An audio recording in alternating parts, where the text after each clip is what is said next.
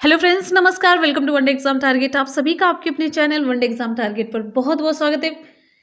Friends, यहाँ पर हम देखेंगे बाल विकास CDP child development and pedagogy के बहुत ही इंपॉर्टेंट क्वेश्चन का पूरा मास्टर वीडियो, क्रीम क्वेश्चन का कलेक्शन है आपका सीडीपी का। और ऐसे क्वेश्चन है जैसे कि आपके यूपी टेट में पूछे जाते हैं, एकदम से सिलेबस पर आधारित क्वेश्चन आपको यहाँ पे देखने को मिलेगा। पूरा ए टू जेड आपका पूरा सिलेबस से लिया गया क्वेश्चन है, पूरा सिलेबस कवर हो जाएगा। आप शुरू से लास्ट तक वीडियो को देख लेंगे तो। और यहाँ से ऐसे क्वेश्चन भी आपको मिलेंगे जो डायरेक्टली आपके एग्जाम में पूछे जाएंगे। आप शुरू से लास्ट तक वीडियो देखिएगा और बाद में आकर के कमेंट सेक्शन में आप लोग खुद रिप्लाई करेंगे कि यहाँ से आपको क्वेश्चन मिला था। तो बिना टाइम वेस्ट किए चलिए स्टार्ट करते हैं आज की अपनी इस मास्टर वीडियो को। और फ्रेंड्स, आप सभी लोगों से रिक्वेस्ट है कि आप सभी लोग अपनी रिप्लाई कहाँ पे करेंगे, कमेंट सेक्शन में करेंगे। और बिना चीटिंग के, चीटिंग बिल्कुल भी नहीं करनी है और ऑनेस्टी के साथ आपको रिप्लाई करना है। कम से कम जितनी रिप्लाई आप लोग कमेंट सेक्शन में करेंगे ना, उतने क्वेश्चन आपके तैयार हो जाएंगे। और दूसरा है कि आप चीटिंग नहीं कर पाएंगे मुझसे। क्लियर है? चलिए आगे चलते हैं, क्वेश्चन को शुरू करते हैं। और थॉर्नडाइक का सिद्धांत निम्न में से कौन सी श्रेणी में आता है? विकल्प आप सभी के सामने, ऑप्शन आपका कौन सा सही होगा? ए, व्यवहारवाद सिद्धांत। थॉर्नडाइक ने सीखने की व्याख्या व्यवहारवादी सिद्धांतों के अनुसार की। थॉर्नडाइक ने प्रयास व त्रुटि नामक सीखने का सिद्धांत दिया, जिसका प्रयोग उन्होंने किस पर किया था? बिल्ली पर किया था। अगले क्वेश्चन पे चलते हैं। नेक्स्ट है, सीखने की वक्र किसके सूचक हैं?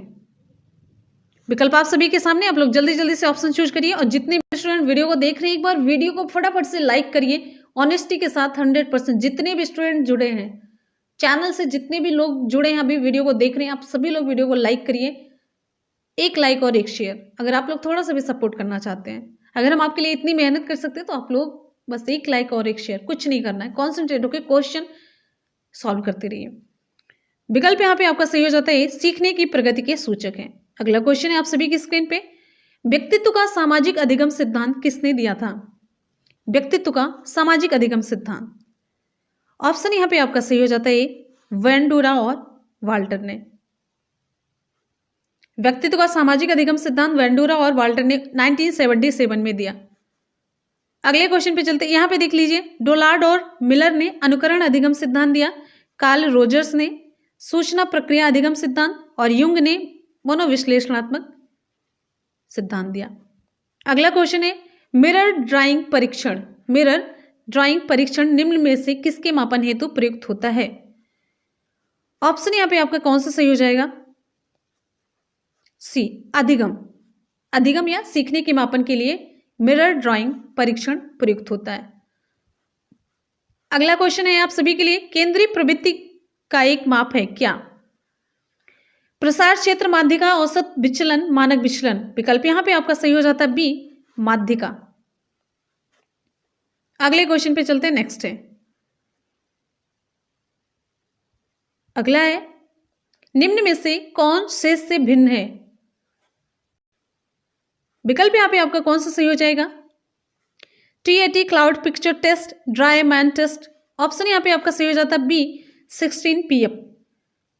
16PF personality factor. अगले क्वेश्चन पे चलते हैं। नेक्स्ट है, ये सभी तीनों प्रक्षेपी तकनीकी है, और जबकि ये जो 16PF है कैटल के द्वारा निर्मित है व्यक्तित्व परीक्षण टेस्ट, ये जो कि प्रक्षेपी नहीं है। अगला क्वेश्चन है यहाँ पे, विकासात्मक कार्य के प्रत्यय के प्रतिपादक थे। विकासात्मक कार्य के प्रत्यय के प्रतिपादक कौन थे? जल्दी जल्दी से आप लोग रिप्लाई करते रहिए। विकल्प यहाँ पे आपका सही हो जाता है बी, रॉबर्ट हैविघर्स्ट।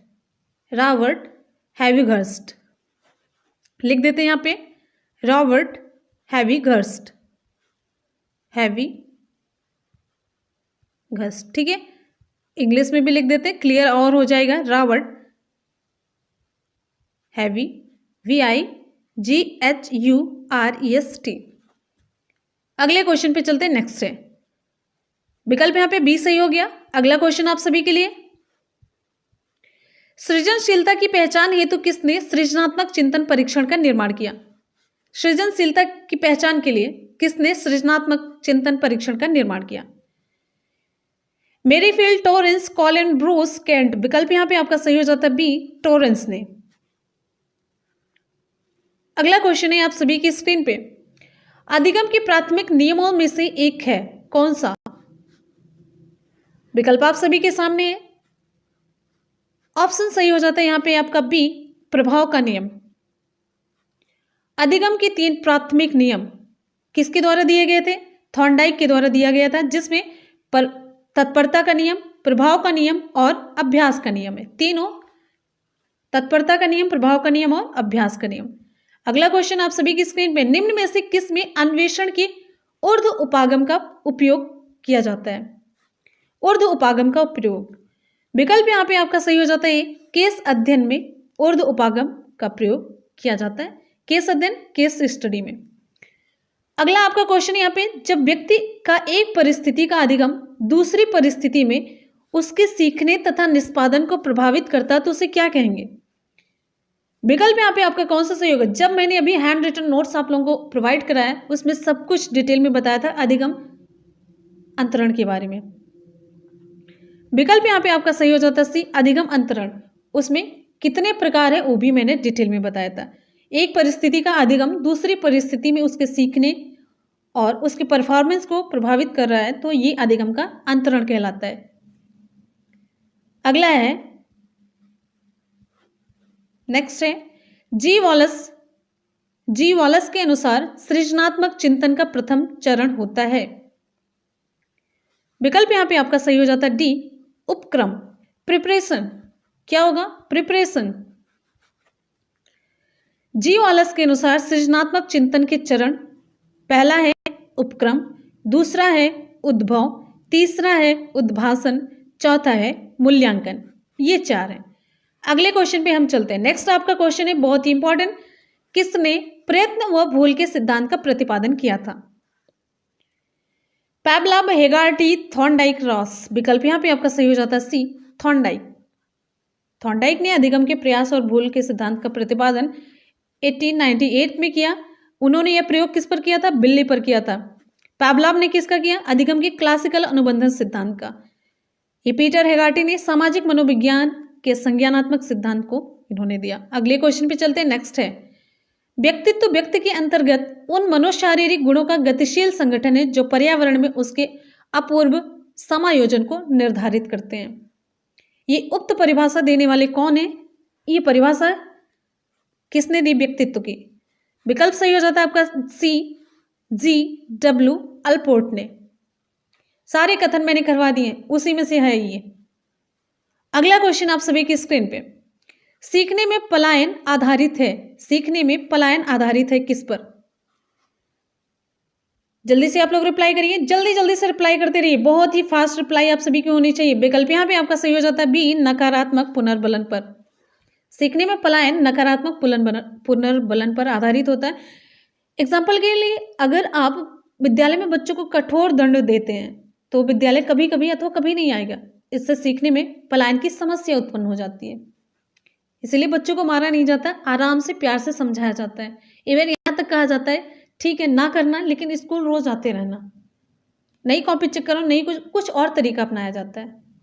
अगला क्वेश्चन है, भाषा का वह घटक जो ध्वनि की गति के अनुक्रम, संचालन एवं उसकी रचना से संबंधित नियम की चर्चा करता है उसे क्या कहते हैं?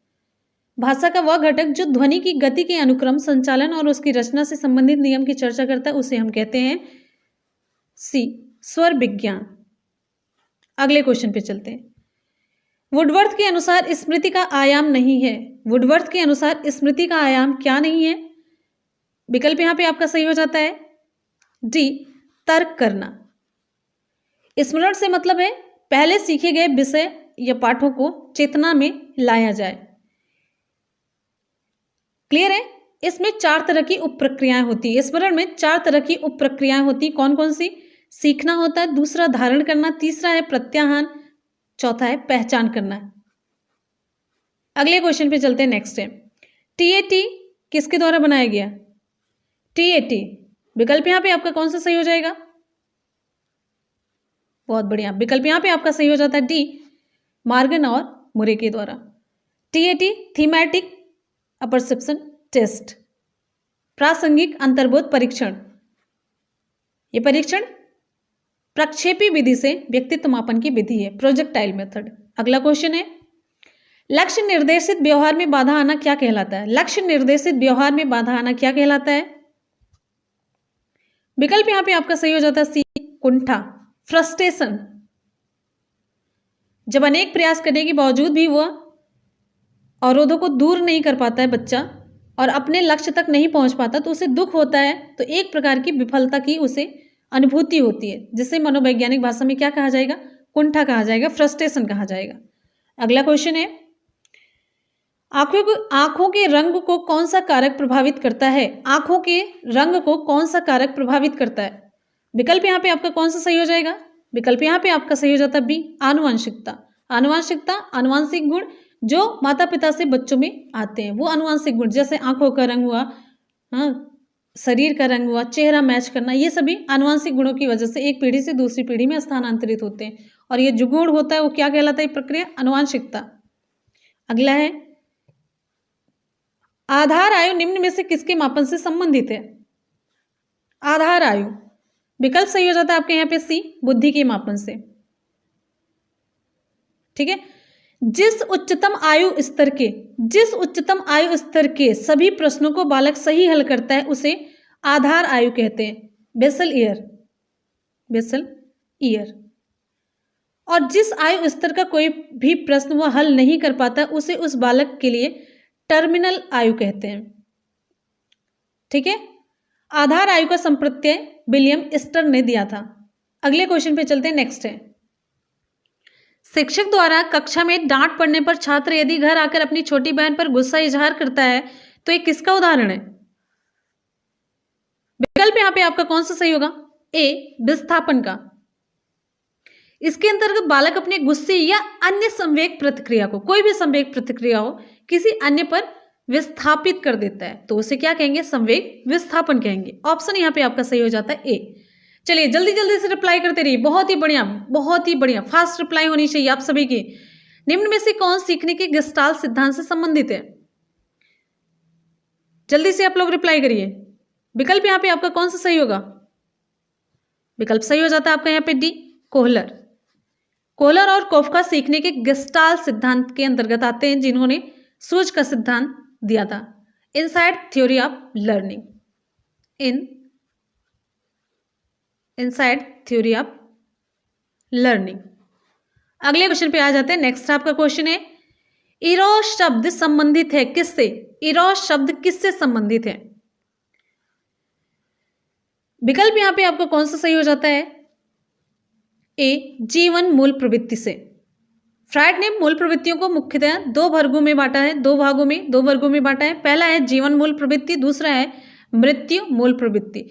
जीवन मूल प्रवृत्ति को इन्होंने इरोज और मृत्यु मूल प्रवृत्ति को थैनाटोस कहा है। क्या? यहाँ पे THANATOS, थैनाटोस का है। अगले क्वेश्चन पे चलते हैं, नेक्स्ट है, अहम निर्देशित होता है किसके द्वारा? सुख के सिद्धांत द्वारा, वास्तविकता सिद्धांत द्वारा, आदर्शवादी सिद्धांत द्वारा या सामान्य सिद्धांत के द्वारा? विकल्प यहाँ पे आपका सही हो जाता है बी, वास्तविकता सिद्धांत के द्वारा निर्देशित होता है अहम।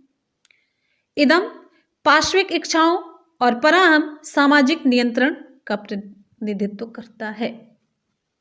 अगले क्वेश्चन पे चलते हैं, नेक्स्ट है, कोलेसिस्टोकाइनिन एक हार्मोन है जिसकी सुई, यदि यहाँ पे सुई होगा, यदि दे दी जाए तो इससे प्राणी में क्या हो जाता है? विकल्प यहां पे आपका सही हो जाता है सी, भूख कम हो जाती है। क्लियर है? अगले क्वेश्चन पे चलते हैं, नेक्स्ट है, हमारे जितने भी स्टूडेंट अभी वीडियो को देख रहे हैं, जल्दी जल्दी से आप सभी लोग वीडियो को लाइक और शेयर जरूर कर दें। बस एक लाइक और एक शेयर आप सभी को करना है, अपने व्हाट्सएप पर, फेसबुक पेज पर, अपने रिलेटिव्स में, जहां पर भी। सभी लोग ऑनेस्टी के साथ 100% जितने भी लोग देख रहे हैं, जल्दी जल्दी से आप सभी लोग वीडियो को लाइक और शेयर जरूर करें। चलिए अगले क्वेश्चन पे चलते हैं, नेक्स्ट है, बुद्धि परीक्षण में एक 16 वर्षीय बच्चा 75 अंक प्राप्त करता है तो उसकी मानसिक आयु कितनी होगी? मानसिक आयु पूछा जा रहा है। आईक्यू बराबर क्या होता है? आईक्यू बराबर होगा मानसिक आयु बटा वास्तविक आयु गुणे 100। तो आईक्यू 75 बराबर हो जाएगा मानसिक आयु x बटा वास्तविक बटा 16 गुणे 100। तो x बराबर कितना हो जाएगा? x को यहीं पे छोड़िए, 75 गुणे 16 बटा 100, 25 तिया 75, 25 चौका 100, 4 चौक 16, 4 तिया 12, कितनी हो जाएगी? 12 वर्ष। विकल्प आपका यहाँ पे सही हो जाता है 12 वर्ष। उसकी मानसिक आयु x मान लेते हैं जब मानसिक आयु पूछा जा रहा है। अगले क्वेश्चन पे चलते हैं। नेक्स्ट आपका क्वेश्चन होगा, यहाँ पे आपको उत्तर हो जाएगा ये 12 वर्ष। अगला है आपका केंद्रीय तंत्रिका तंत्र में होते हैं, केंद्रीय तंत्रिका तंत्र में होते हैं। विकल्प यहाँ पे आपका सही हो जाता है डी, मस्तिष्क और मेरुदंड, ये केंद्रीय तंत्रिका तंत्र में होते हैं। अगला क्वेश्चन है आपका मनोग्रस्ती बाध्यता विकृति एक कैसी विकृति है? विकल्प यहाँ पे आपका कौन सा सही होगा? मनोग्रस्ती बाध्यता विकृति एक कैसी विकृति है? विकल्प सही हो जाता है आपका सी, चिंता विकृति है। मनोग्रस्तता एक ऐसी अवस्था है जिसमें रोगी बार बार किसी ऐसे बेकार से विचारों को न चाहते हुए भी मन में दोहराते रहता है, दोहराने लगता है, वो दोहराता ही रहता है। और वो रोगी जानता भी कि बेकार सा विचार आ रहा है, बेकार सा विचार आ रहा है, और इससे छुटकारा भी पाना चाहता है, लेकिन वो लाचार रहता है और विचार बार बार उसके मन में आकर के उसके मानसिक शांति को भंग करता है, मानसिक अशांति उत्पन्न करता है। कहने का मतलब ये एक चिंता विकृति है, यही आपको समझाना चाह रहे थे। अगले क्वेश्चन पे चलते हैं। नेक्स्ट है सामूहिक अचेतन का संप्रत्यय किसके द्वारा दिया गया? सामूहिक अचेतन का संप्रत्यय पावलोव, स्किनर, फ्रायड, युंग। विकल्प यहाँ पे आपका सही हो जाता है डी, युंग के द्वारा दिया गया। युंग ने अचेतना को 2 भागों में बांटा, कौन कौन सा? एक होता व्यक्तिगत अचेतन और दूसरा है सामूहिक अचेतन। अगले क्वेश्चन पे आ जाते हैं। नेक्स्ट आपका क्वेश्चन आप सभी की स्क्रीन पे, किसके अनुसार बालक का विकास आनुवंशिकता और वातावरण का गुणनफल है? विकल्प यहाँ पे आपका कौन सा सही होगा? जल्दी से आप लोग रिप्लाई करिए। विकल्प यहाँ पे आपका सही हो जाता है वुडवर्थ। इंपॉर्टेंट क्वेश्चन है, नोट कर लीजिएगा। आपका अगला क्वेश्चन यहाँ पे नेक्स्ट, हम अपनी आत्मा का परित्याग किया, फिर अपने मन का और फिर अपनी चेतना का, अभी वह एक प्रकार के व्यवहार को संजोए हुए है। कहने का मतलब कहा जा रहा है कि अभी इस टाइम पे मनोविज्ञान का मतलब है कि व्यवहार का अध्ययन। बात समझ में आ रही? ये कथन किसका है? ये कथन भी वुडवर्थ का ही है। ऑप्शन आपका सही हो जाता है सी। देखिए, कहने का मतलब साइकोलॉजी, मनोविज्ञान, ये एक यूनानी भाषा का शब्द है जो 2 शब्दों से मिलकर के बना हुआ है। किससे? साइको, यहाँ पे PSYCH, साइकी, और लोगोस से मिलकर के बना हुआ। इसका मतलब होता है, साइकोलॉजी का मतलब होता है आत्मा का अध्ययन। समय के अनुसार जैसे जैसे समय बीतता गया, अध्ययन का विषय ये अलग अलग होता गया। अभी पहले सबसे पहले क्या था? देखिए, सबसे पहले क्या था? अगर आप देखेंगे, सबसे पहले किसका विज्ञान था? ये आत्मा का। फिर उसके बाद दूसरे नंबर पे क्या आया? दूसरे नंबर पे आया मन। फिर तीसरे नंबर पे क्या आया? चेतना। अभी चेतना, अभी इस समय क्या चल रहा है? इस समय चल रहा है व्यवहार का अध्ययन। क्लियर है? अभी इस समय हम लोग जो पढ़ रहे हैं व्यवहार का अध्ययन है। अगले क्वेश्चन पे चलते हैं। नेक्स्ट है, और इसी को ध्यान में रख करके हम लोग सारे ऑप्शन पे भी टिक मारते हैं। मनोलैंगिक विकास में सुप्तावस्था को वर्ष अंतराल, सुप्तावस्था का वर्ष अंतराल संबंधित है। मनोलैंगिक विकास में सुप्तावस्था का वर्ष अंतराल संबंधित है। विकल्प यहाँ पे आपका सही हो जाता है बी, 6 से यौवन तक। मनोलैंगिक विकास का सिद्धांत किसके द्वारा दिया गया? सिगमंड फ्रायड के द्वारा दिया गया। इस विकास के सिद्धांत के अनुसार सुप्तावस्था का वर्ष अंतराल 6 वर्ष से किशोरावस्था तक है, यौवन तक है। अगले क्वेश्चन पे चलते हैं। नेक्स्ट है, विकास के मनोसामाजिक सिद्धांत का प्रतिपादन किसने किया? मोस्ट इंपॉर्टेंट क्वेश्चन है। सारे क्वेश्चन एक से बढ़कर एक है, कोई भी क्वेश्चन मोस्ट कहने लायक नहीं है, सभी सिलेक्टेड क्वेश्चन है। विकल्प यहाँ पे आपका सही हो जाता है एरिक्सन। ठीक, अगले क्वेश्चन पे चलते हैं। नेक्स्ट है, इनका क्या मानना था? इनका मानना था कि विकास में जैविक कारकों की अपेक्षा जैविक कारकों से ज्यादा सामाजिक कारकों की महत्वपूर्ण भूमिका रहती है। इन्होंने किस पे दिया? तभी तो मनोसामाजिक, सामाजिक इसमें है ना, तो जैविक से ज्यादा सामाजिक पक्षों की भूमिका ज्यादा होती है। ठीक है, अगले क्वेश्चन पे चलते हैं। नेक्स्ट है, हमारे जितने भी स्टूडेंट अभी वीडियो को देख रहे हैं, जल्दी जल्दी से आप सभी लोग वीडियो को लाइक और शेयर जरूर कर दें। बस एक लाइक और एक शेयर, बस एक लाइक और एक शेयर आप सभी को करना है अपने व्हाट्सएप पर, फेसबुक पेज पर, अपने रिलेटिव्स में, जहां पर भी। सभी लोग ऑनेस्टी के साथ 100% जितने भी लोग देख रहे हैं, जल्दी जल्दी से आप सभी लोग वीडियो को लाइक और शेयर जरूर करें। चलिए अगले क्वेश्चन पे चलते हैं। नेक्स्ट है, किसके अनुसार इदम, अहम तथा पराहम व्यक्तित्व के 3 घटक हैं? वैंडोरा, यूंग, एडलर, फ्रायड। विकल्प यहां पे आपका सही हो जाता है डी, फ्रायड। फ्रायड ने व्यक्तित्व को समझाने के लिए, व्यक्तित्व को स्पष्ट करने के लिए अपना एक सिद्धांत दिया जिसका नाम है मनोविश्लेषणात्मक सिद्धांत, साइको एनालिटिक थ्योरी। इसका प्रतिपादन किया। व्यक्तित्व के इस सिद्धांत के 2 मुख्य संप्रत्यय हैं, 2 मुख्य कॉन्सेप्ट हैं। पहला क्या है इसमें? चेतन, अर्धचेतन व अचेतन। दूसरा इदम, अहम व पराहम, ये माना जाता है। फ्रायड ने व्यक्तित्व की संरचना में इदम, अहम और पराहम, जिसे अत्यहम कहते हैं, इन 3 तत्वों को विशेष महत्व दिया है दूसरे को। क्लियर है? अब एक चीज और जान लेते हैं इसी में, जो पॉइंट है, इदम जो तत्व होता है वो किससे संबंधित होता है? जन्मजात होता है, वंशानुगत क्षेत्र से है। दूसरा अहम जो होता है यथार्थ जगत से संबंधित होता है। तीसरा है पराहम, नैतिक मूल्य, आत्मा की मतलब अंतःकरण की पुकार जिसे कहते हैं, ये इन सभी से संबंधित होता है। जो मैंने बताया इन सभी क्षेत्रों से संबंधित होता है, तीनों, इदम, अहम और पराहम। ये जो मैंने बताया गजब का पॉइंट है, सभी एग्जाम में पूछे गए हैं। क्लियर है? अगले क्वेश्चन पे चलते हैं। नेक्स्ट है, जहां जरूरी वहां बताएंगे, चाहे एग्जाम कितना भी क्यों ना नजदीक हो। जरूरी तो नहीं ना कि हम नहीं जा रहे ना ये क्वेश्चन आ जाए। मान लीजिए जो पॉइंट हम बता रहे हैं वही आपके काम आ जाए। मेरा पूरा उद्देश्य ये है कि आपका कोई भी क्वेश्चन छूटे ना। क्लियर है? सारे क्वेश्चन आप लोग ध्यान से करते चलिए, जहां पे बहुत ज्यादा इंपॉर्टेंट पॉइंट हो रहा है वहीं पे हम थोड़ा सा समझाते चल रहे हैं। अगला आपका क्वेश्चन है, यहां पे देखिए, किस व्यवहारवादी का मानना है कि अन्य व्यवहारों की भांति भाषा भी क्रिया प्रसूत अनुबंधन द्वारा सीखी जाती है? विकल्प यहां पे आपका कौन सा सही होगा? किसने माना? विकल्प यहां पे आपका सही हो जाता है बी, स्किनर ने। ये जो क्रिया प्रसूत अनुबंधन सिद्धांत है, इस सिद्धांत के अनुसार व्यवहार की पुनरावृत्ति उससे प्राप्त परिणामों पर निर्भर करती है। परिणाम अच्छे हो गए तो आप क्या करेंगे? पुनरावृत्ति करेंगे। यानी कि परिणाम अच्छा आ रहा तो पुनर्बलन मिल रहा है ना, तो पुनर्बलन प्राप्त होने पर व्यक्ति व्यवहार को बार बार दोहराता है। भाषा इसी तरीके से सीखी जाएगी। भाषा में वर्तनी अच्छा हो, लिख लिया, अच्छा बोल लिया, जो कुछ भी है, तो फिर उसके बाद वो उस चीज को दोहराना चाहेगा। विलोम और मुहावरा याद करते समय इसी आधार पर गणित में पहाड़े, इस सिद्धांत का प्रयोग करके वो बच्चा सीख सकता है। क्लियर है? गणित में पहाड़े, भाषा में वर्तनी, विलोम, मुहावरे, ये सभी याद करते समय इस सिद्धांत का प्रयोग किया जाता है।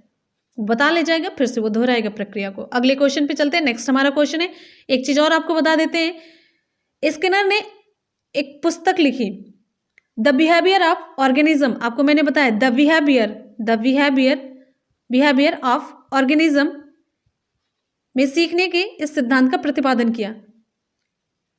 अगले क्वेश्चन पे चलते हैं। नेक्स्ट है, यही बताना था, निम्न में से कौन केंद्रीय प्रवृत्ति का माप नहीं है?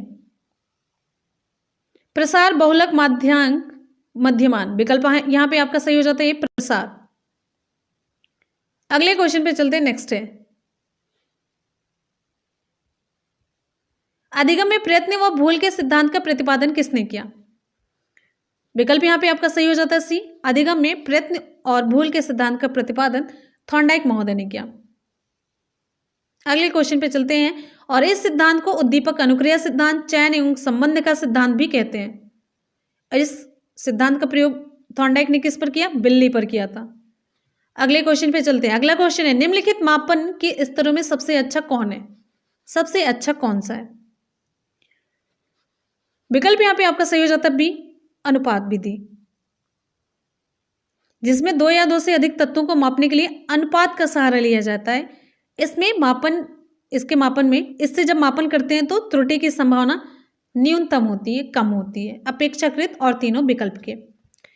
निम्नलिखित में से कौन व्यक्तित्व का प्रक्षेपी परीक्षण नहीं है? रोसा स्याही धब्बा परीक्षण, TAT शब्द साहचर्य परीक्षण, 16 PF परीक्षण। विकल्प यहाँ पे आपका कौन सा सही हो जाता है? डी 16 PF परीक्षण।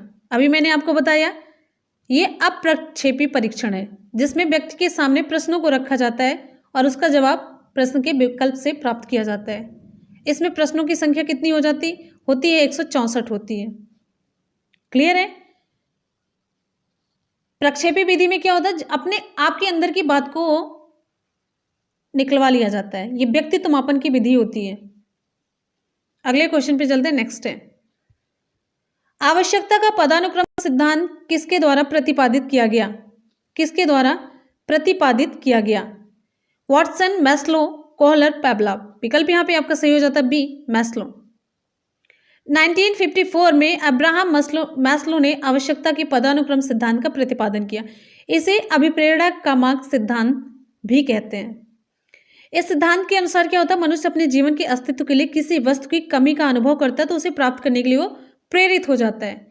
और एक चीज और इंपॉर्टेंट है, मैस्लो ने मनुष्य की 5 आवश्यकताओं को चिन्हित किया। कितनी आवश्यकताएं? 5। क्लियर है? जिनसे वो अभिप्रेरित होता है। कौन कौन सी हैं आपको यहाँ पे बता दें। जैसे यहाँ पे देखिए, ये विकल्प तो बी सही है। जैसे यहाँ पे जल्दी से देख लीजिए, पहला है शारीरिक, यहाँ पे शारीरिक है। दूसरा सुरक्षा, तीसरा सामाजिक है, चौथा सम्मान है, पांचवा यहाँ पे आत्मानुभूति है। अगले क्वेश्चन पे चलते हैं। अगला है, निम्नलिखित में से किसको मुख्य अधिकारी ग्रंथि कहते हैं जो सब पर नियंत्रित करती है? अन्य ग्रंथियों को जो नियंत्रित और निर्देशित करती है वो कौन सी है? विकल्प यहाँ पे आपका सही हो जाता है डी, पीयूष ग्रंथि। इस ग्रंथि के द्वारा ही अन्य ग्रंथियों को नियंत्रित और निर्देशित किया जाता है। अगले क्वेश्चन पे आते हैं। नेक्स्ट है, फिल इन द ब्लैंक। किसने सामूहिक अचेतन का संप्रत्यय दिया? विकल्प यहाँ पे आपका सही हो जाता है ए, युंग ने। सामूहिक अचेतन का संप्रत्यय युंग ने दिया। क्लियर है? युंग के अनुसार अचेतन मन का एक हिस्सा है जो समाज, लोग एवं मानव जाति द्वारा अपने विचारों और अनुभवों को साझा करता है। ठीक है, अगले क्वेश्चन में चलते हैं। नेक्स्ट आपका क्वेश्चन है, अंगूर खट्टे हैं। अंगूर खट्टे हैं, ये किसका उदाहरण है? विकल्प यहां पे आपका सही हो जाता है सी, यौक्तिकीकरण का। अगला क्वेश्चन है, यौक्तिकीकरण मनोवैज्ञानिक रूप से एक रक्षा प्रणाली है। अगले क्वेश्चन पे चलते हैं। नेक्स्ट है, अधिगम का क्रिया प्रसूत अनुबंधन सिद्धांत किसने दिया? अधिगम का क्रिया प्रसूत अनुबंधन सिद्धांत किसने दिया? विकल्प यहां पे आपका सही हो जाता है डी, स्किनर ने। अगले क्वेश्चन पे आ जाते हैं। नेक्स्ट है, किस पर उन्होंने प्रयोग किया था? बिल्ली पे, चूहे पे, बनमानुस पे? आप लोग जल्दी से रिप्लाई कीजिए। अगले क्वेश्चन पे आ जाते हैं। नेक्स्ट है, औसत बुद्धि वाले बालकों की IQ कितने के बीच होती है? औसत बुद्धि। विकल्प यहां पे आपका सही हो जाता है सी, 90 से 109 के बीच। साइमन विने परीक्षण का प्रयोग करके मनोवैज्ञानिक टर्मन ने 1916 में बुद्धि लब्धि के वितरण की एक तालिका तैयार की थी। उन्हीं के अनुसार 90 से लेकर के 109 के बीच में जो बच्चा होगा वो किस बुद्धि का होगा? वो सामान्य बुद्धि का बच्चा होगा। अच्छा, 111 से 120 के मध्य तीव्र बुद्धि, 121 से 130 के मध्य प्रखर बुद्धि और 130 से अधिक वो प्रतिभाशाली होता है। 81 से 90 वो बच्चा मंद बुद्धि होगा। 70 से 80 अल्प बुद्धि और 71 से कम वो जड़ बुद्धि। अगले क्वेश्चन पे आ जाते हैं। नेक्स्ट है, बैंडोरा का कथन है कि बच्चे प्रतिक्रियाएं प्रतिमानीकरण द्वारा सीखते हैं, जिसको क्या कहा जाता है? Fill in the blank. विकल्प यहां पे आपका सही हो जाता है सी, निरीक्षणात्मक अधिगम कहते हैं। अल्बर्ट बैंडोरा के द्वारा कौन सा सिद्धांत दिया गया? सामाजिक अधिगम सिद्धांत दिया गया। क्या दिया गया? सामाजिक अधिगम सिद्धांत। अगले क्वेश्चन पे चलते हैं। नेक्स्ट है, इन्होंने जैसे बैंडोरा का ये कथन है कि बच्चे प्रतिक्रियाएं प्रतिमानीकरण द्वारा सीखते हैं, जिनको हम क्या कहते हैं? निरीक्षणात्मक अधिगम भी कहते हैं। मतलब जिससे बच्चे अपने से बड़ों के व्यवहार का निरीक्षण करके उसी तरह के व्यवहार को प्रदर्शित करते हैं। ये है। अगला क्वेश्चन है, पियाजे के संज्ञानात्मक विकास सिद्धांत में अमूर्त तर्क एवं परिपक्व नैतिक चिंतन की अवस्था की विशेषताएं हैं। इंपॉर्टेंट क्वेश्चन है। विकल्प यहां पे आपका कौन सा सही होगा? विकल्प सही हो जाता है आपका यहाँ पे सी, औपचारिक संक्रियावस्था।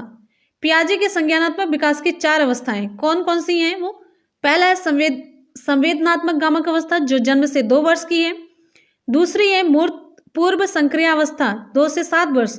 फिर तीसरी है मूर्त संक्रियावस्था 7 से लेकर के 11 वर्ष। फिर चौथी है औपचारिक संक्रियात्मक अवस्था जो 11 से लेकर के 14 वर्ष तक है। अब इसी चौथी अवस्था में ही बालक के चिंतन में पूर्ण क्रमबद्धता आ जाती है और अमूर्त तर्क और परिपक्व नैतिक चिंतन का विकास हो जाता है। विकल्प आपका यहाँ पे सही हो जाता है सी। अगले क्वेश्चन पे आ जाते हैं। नेक्स्ट है फिल इन द ब्लैंक। जन्मजात व्यक्तिगत गुणों का योगफल है। समानता, निरंतरता, वंशानुक्रम, युयुप्सा। विकल्प सही हो जाता है आपका यहाँ पे सी, वंशानुक्रम। आनुवंशिकता का विकास शारीरिक एवं मानसिक गुणों के संचरण से होता है जो माता पिता से बच्चों में जीन्स के माध्यम से प्रवेश करता है। इसीलिए कहा जाता है कि वंशानुक्रम जन्मजात व्यक्तिगत गुणों का योगफल होता है। अगले क्वेश्चन पे चलते हैं। नेक्स्ट है मनोवैज्ञानिकों के अनुसार निम्नलिखित में से किस विधि द्वारा मूल प्रवृत्तियों में परिवर्तन लाया जा सकता है? मूल प्रवृत्तियों में परिवर्तन किस विधि के द्वारा लाया जा सकता है? विकल्प यहां पे आपका सही हो जाता है बी। यहां पे देखिए मार्गांतरीकरण। मार्गांतरीकरण यानी कि फिर से निर्देश देकर के पुनः निर्देशन के द्वारा मूल प्रवृत्तियों में परिवर्तन लाया जा सकता है।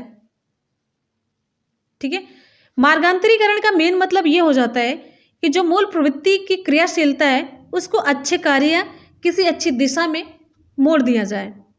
यह होता है मार्गांतरीकरण करना, रास्ते को बदल देना, ये अच्छे रास्ते की तरफ ले चलना, ये होता है। अगला क्वेश्चन है प्रत्ययों का बनते रहना एक कैसी प्रक्रिया है? प्रत्यय कॉन्सेप्ट। विकल्प यहां पे आपका सही हो जाता है डी, संचयी प्रक्रिया, जिसके अंतर्गत अलग अलग तथ्यों का संग्रह करके प्रत्ययों का निर्माण किया जाता है। संचयी का मतलब हो जाता है इकट्ठा करना। आपका नेक्स्ट क्वेश्चन है निम्नलिखित में से कौन सा भूलने का कारण नहीं है? निम्नलिखित में से कौन सा भूलने का कारण पूछा जा रहा नहीं है? मानसिक द्वंद्व, पुनरावृत्ति का अभाव। विकल्प यहां पे आपका सही हो जाता है डी, शिक्षक की योग्यता। क्लियर है? अगले क्वेश्चन पे चलते हैं। नेक्स्ट है बालकों के भूलने के कारणों में किसी भी प्रकार से शिक्षक की योग्यता का कोई योगदान नहीं होता है। मानसिक द्वंद्व है, पुनरावृत्ति का अभाव, सीखने की मात्रा, ये सभी भूलने के कारण में शामिल है, लेकिन शिक्षक की योग्यता नहीं है। नेक्स्ट है स्पीयरमैन के अनुसार तर्क करने की क्षमता और समस्या समाधान करने की क्षमता क्या कहलाती है? विकल्प यहां पे आपका सही हो जाता है बी, जी कारक। स्पीयरमैन ने बुद्धि का द्विकारक सिद्धांत दिया था। इस सिद्धांत के अनुसार बुद्धि संरचना किन कारकों से मिलकर के बनी होती है? 2 कारकों से। इनके अनुसार, इस सिद्धांत के अनुसार, थॉर्नडाइक के अनुसार बुद्धि संरचना कितने कारकों से मिलकर के बनी होती है? तो आपका उत्तर हो जाएगा 2 कारकों से। पहला है सामान्य योग्यता कारक जी फैक्टर, दूसरा है विशिष्ट योग्यता कारक यस फैक्टर। क्लियर है? अगले क्वेश्चन पे चलते हैं। जी कारक को जन्मजात माना गया है और यस कारक को अर्जित माना गया। अगले क्वेश्चन पे चलते हैं। नेक्स्ट है पढ़ाते समय सामान्य कक्षा में अध्यापक का सर्वाधिक ध्यान किस मनोवैज्ञानिक तथ्य पर होना चाहिए? विकल्प यहां पे आपका कौन सा सही होगा? विकल्प यहां पे आपका सही हो जाता है सी, व्यक्तिगत विभिन्नता। पढ़ाते समय सामान्य कक्षा में शिक्षक को सबसे ज्यादा ध्यान कक्षा में बैठे बालकों की व्यक्तिगत विभिन्नता पर देना चाहिए, क्योंकि सभी बालकों में बुद्धि क्षमता का स्तर अलग अलग होता है और साथ ही उनकी वातावरणीय स्थिति भी भिन्न होती है, जिसके कारण बालकों में अधिगम क्षमता में भी भिन्नता पाई जाती है। इसीलिए अध्यापक को इसका विशेष ध्यान देना चाहिए कि बच्चों की अधिगम क्षमता के अनुसार अधिगम कार्य किया जाए, जिससे कि उनका अचीवमेंट अच्छा हो और अच्छे तरीके से उनका विकास हो और अच्छे तरीके से उनमें व्यवहार में परिवर्तन हो, उनके व्यवहार में परिवर्तन हो। क्लियर है? अगले क्वेश्चन पे चलते हैं। अगला क्वेश्चन आप सभी के लिए, अधिगम स्थानांतरण के द्वितत्व सिद्धांत के प्रवर्तक हैं। द्वितत्व सिद्धांत के प्रवर्तक कौन है? अधिगम स्थानांतरण के द्वितत्व सिद्धांत के प्रवर्तक। विकल्प यहां पे आपका सही हो जाता है बी, स्पीयरमैन। क्लियर है? अभी मैंने आपको बताया अधिगम स्थानांतरण के द्वितत्व सिद्धांत का प्रतिपादन मनोवैज्ञानिक स्पीयरमैन ने किया। बुद्धि संरचना दो तत्वों से मिलकर के बनी होती है, यस फैक्टर और जी फैक्टर। और एक चीज आपको बता देते हैं, लगभग आप देखते हैं कि सामान्य जीवन में सामान्य बुद्धि का ही प्रयोग किया जाता है, जो आमतौर पर जिंदगी में, जो जीवन में चल रहा है। विशिष्ट बुद्धि, जो विशिष्ट बुद्धि होती है, हर व्यक्ति में भिन्न भिन्न होती है। स्पीयरमैन के अनुसार, ये पॉइंट बहुत इंपॉर्टेंट है, स्पीयरमैन के अनुसार अधिगम स्थानांतरण विशिष्ट योग्यता में ना होकर के सामान्य योग्यता में होता है। ये चीज ध्यान दीजिएगा, अधिगम स्थानांतरण विशिष्ट योग्यता में ना होकर के किस में होता है? सामान्य योग्यता में होता है। ये लाइन आपकी बहुत इंपॉर्टेंट जो मैंने अभी बताई आपको। अगले क्वेश्चन पे चलते हैं। नेक्स्ट है, सीखी हुई बात को स्मरण रखने या पुनः स्मरण करने की असफलता क्या कहलाती है? ऑप्शन यहां पे आपका सही हो जाता है बी, विस्मृति कहलाती है। विस्मृति का मतलब होता है भूल जाना, जिसमें कोई तथ्य याद नहीं होता है, इस दोष को हम कहेंगे विस्मृति। सब कुछ भूल जाता है, इसमें कुछ याद ही नहीं रह पाता कोशिश करने पर भी। व्यक्ति में उन मनोशारीरिक अवस्थाओं का गतिशील संगठन जो उसके पर्यावरण के साथ अद्वितीय सामंजस्य निर्धारित करता है कहलाता है। व्यक्तित्व, समायोजन, संवेदना, चरित्र। विकल्प यहाँ पे आपका कौन सा सही होगा? ऑप्शन यहाँ पे आपका सही हो जाता है ये व्यक्तित्व। ये पूरा कथन किसका है? ये कोटेशन आलपोर्ट का है। किसका है? आलपोर्ट महोदय का है। इस परिभाषा से क्या मतलब निकल रहा है कि व्यक्तित्व की प्रकृति संगठनात्मक और गत्यात्मक है। देखिए, व्यक्तित्व में मानसिक, मनोशारीरिक, मानसिक और शारीरिक दोनों प्रकार के गुण समाहित रहते हैं और व्यक्ति वातावरण के साथ समायोजन से ही व्यक्ति का व्यक्तित्व झलकता है। अगले क्वेश्चन पे चलते हैं। सामान्य पुरुष में XY गुणसूत्र होते हैं, जबकि सामान्य महिला में कितने होते हैं? विकल्प यहां पे आपका सही हो जाता है XX गुणसूत्र। गुणसूत्रों से मेनली सेक्स का निर्धारण होता है। जैसे देखिए, पुरुष में XY, महिला में XX। अब इसके मैच से यहाँ पे देखिए XX बना, फिर उसके बाद यहाँ पे देखिए इस तरीके से, फिर X इससे मैच करता, फिर भी XX, ये Y XY, फिर ये इससे क्या होगा XY। तो जो XX होता है वो फीमेल होता है, जो XY होता है वो मेल होता है। अगले क्वेश्चन पे चलते हैं। नेक्स्ट है, प्राप्तांकों के समूह का वह बिंदु जिसके नीचे समूह के आधे प्राप्तांक और जिसके ऊपर समूह के आधे प्राप्तांक होते हैं वो क्या कहलाता है? बहुत आसान सा क्वेश्चन है। विकल्प यहाँ पे आपका सही हो जाता है सी, वो क्या कहलाता है? मध्यांक कहलाता है।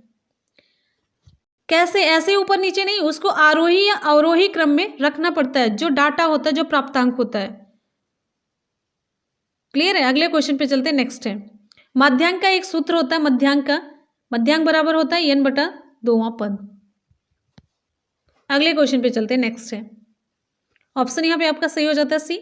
अगला है आपका यहाँ पे क्वेश्चन, आवृत्ति वितरण को रेखाचित्र द्वारा प्रदर्शित करने की विधियों में से एक विधि है। विकल्प यहाँ पे आपका कौन सा सही होगा? विकल्प यहाँ पे आपका सही हो जाता है बी, स्तंभाकृति। इसमें कई विधियां होती हैं, आवृत्ति वितरण को रेखाचित्र द्वारा प्रदर्शित करने की कई विधियां होती है। जैसे इसमें है पाई चार्ट है, स्तंभाकृति है, वेन आरेख है। तो विकल्प यहाँ पे आपका सही हो जाता है बी, स्तंभाकृति। अगले क्वेश्चन पे चलते हैं।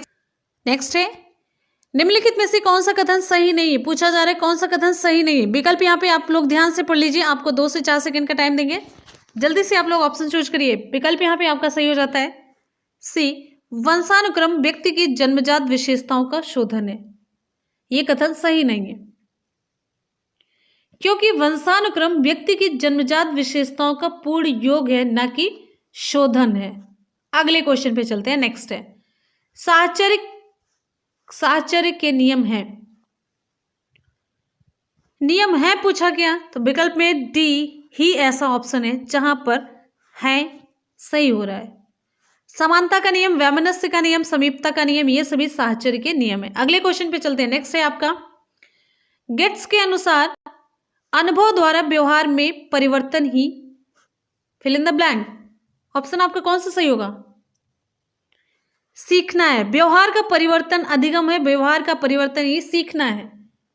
तो आंख मूंद करके आप लगा सकते हैं, आंख मूंदिए और टिक करिए सीखना। अगले क्वेश्चन पे चलते हैं। नेक्स्ट है आपका, अपने आप को प्रेम करने की प्रवृत्ति को क्या कहते हैं?